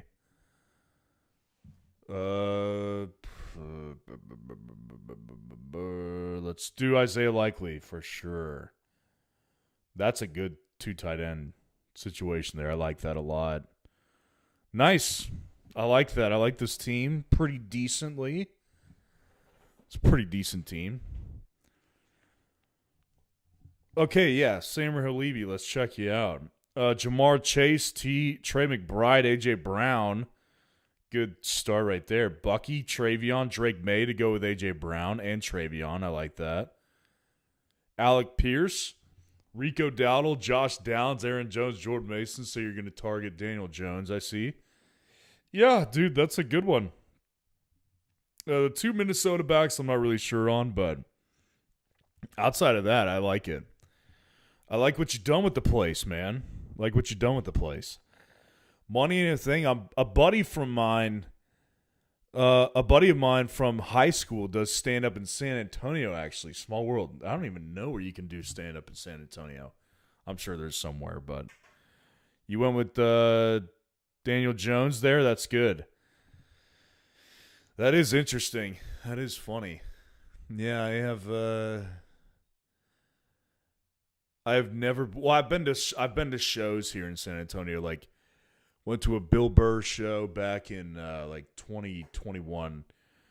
Not really as big of a Bill Burr fan these days, but did used to love like his old stuff. Oh my gosh, Bill Burr in like 2008, 2010, like the 2010s era. Bill Burr, so hilarious. I like Nate. I went to see Nate Bargatze. I like his deadpan humor. I went to see him in San Antonio a couple of years ago. That was awesome. And saw Shane Gillis 2 years ago, I want to say. He came to San Antonio. That was a good one, too. Shane Gillis is funny. So, yeah, I've been to a couple shows. Never been to, like, a casual, like, stand-up place, though. So,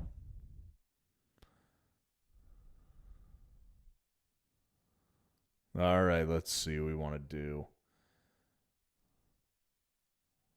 We might stick with 4 running backs. I don't know.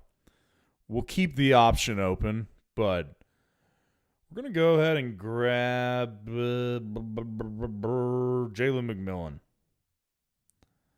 I've taken him a couple times. Hey, Howie Line really needed Diggs. Move to the Cokeheads. You can't go wrong with the Cokeheads, man. Can't go wrong.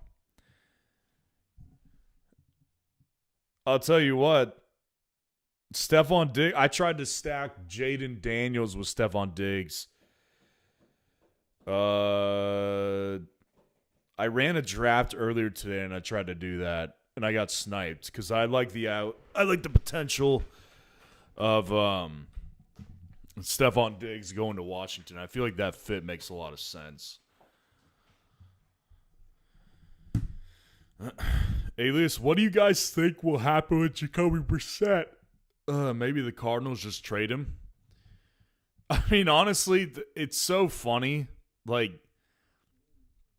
because it's so clear to me, like, what they should do. And,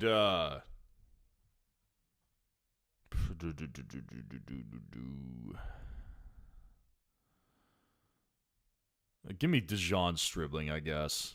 Give me some upside games. It's so clear to me what they should do.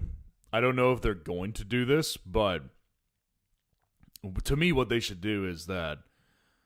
I mean, it sounds like he wants like a big raise. Like it sounds like he wants like a, 20+ mil per season type of deal. And it's like, bro, like we're trying to move off of you and get a younger quarterback.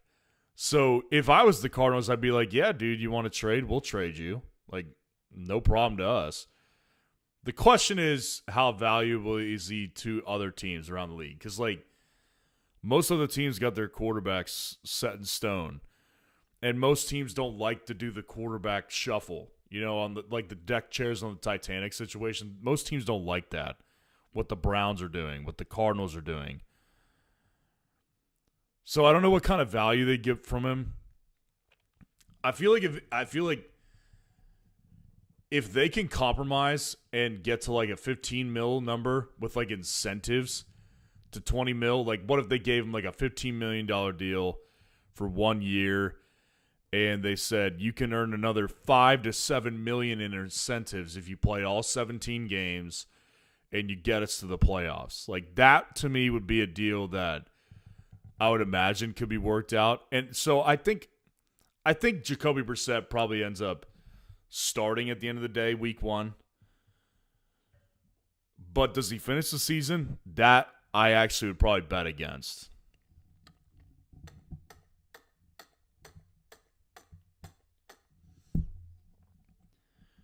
Hallie Line, I'm going with these signs with the Cards. Yeah, that's what I think, too.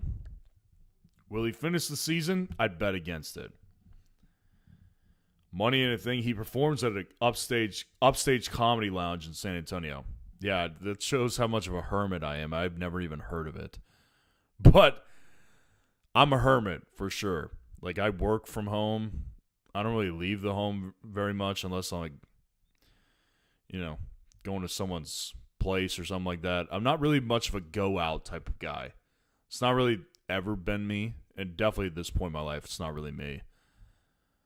But that's cool for him. That's awesome. That's really cool. Give me Jeremy Bernard. Fudge. Brandon Ayuk. Yeah, come on down, baby. Come on down to town. Why not? Because why not? Running backs available.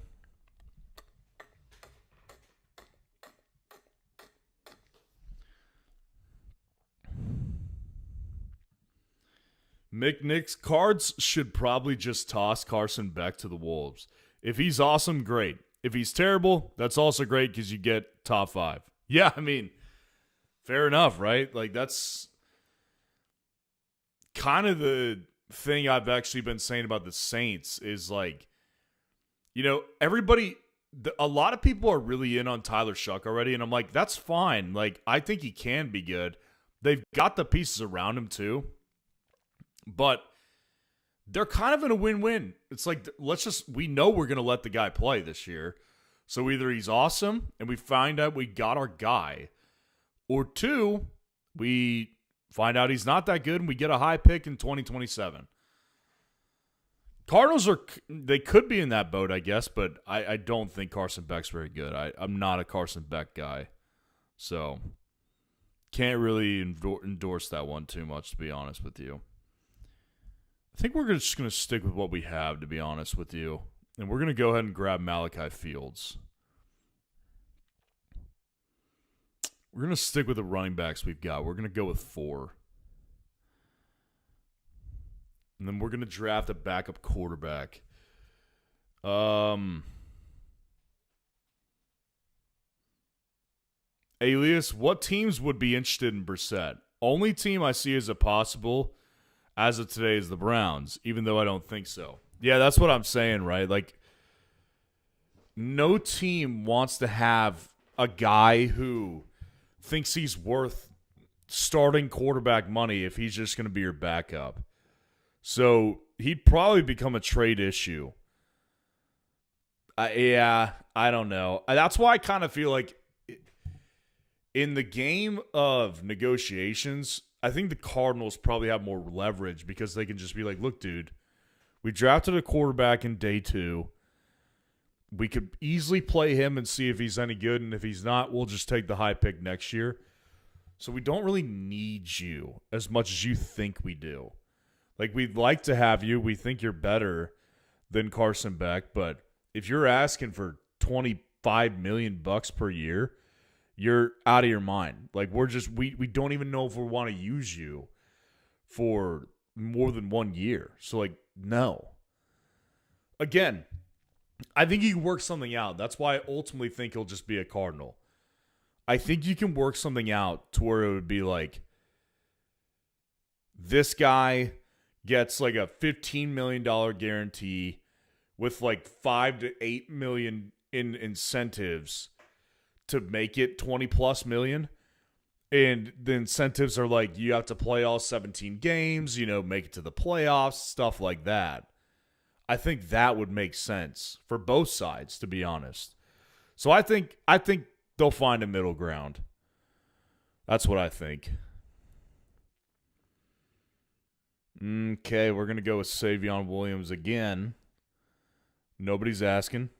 Don't ask, don't tell. Nobody has asked me once who this guy is. And that's fine. Okay, let's go ahead and grab Anthony Richardson again. Let's do that. I'm in on that. Actually, you know what? We're going to go ahead and grab Joe Milton. We got Dallas running back in this situation, so we'll do that. Who Hames? I think the Cards just let him sit out and let Carson Beck lose 15 games. Yeah. I mean, I think it's an option. I think it's an option. Oh, Who Hames? You said Savion is the guy I was alluding to earlier. Oh, finally someone gets it. Somebody gets it. I'm glad you told me by the end of the stream. We're 3 hours deep into the stream, and we finally found out what you were talking about earlier. Alias says, I think they should go with Beck. Yeah, I mean, I see it both ways. From a fantasy perspective, I definitely hope it's Brissett.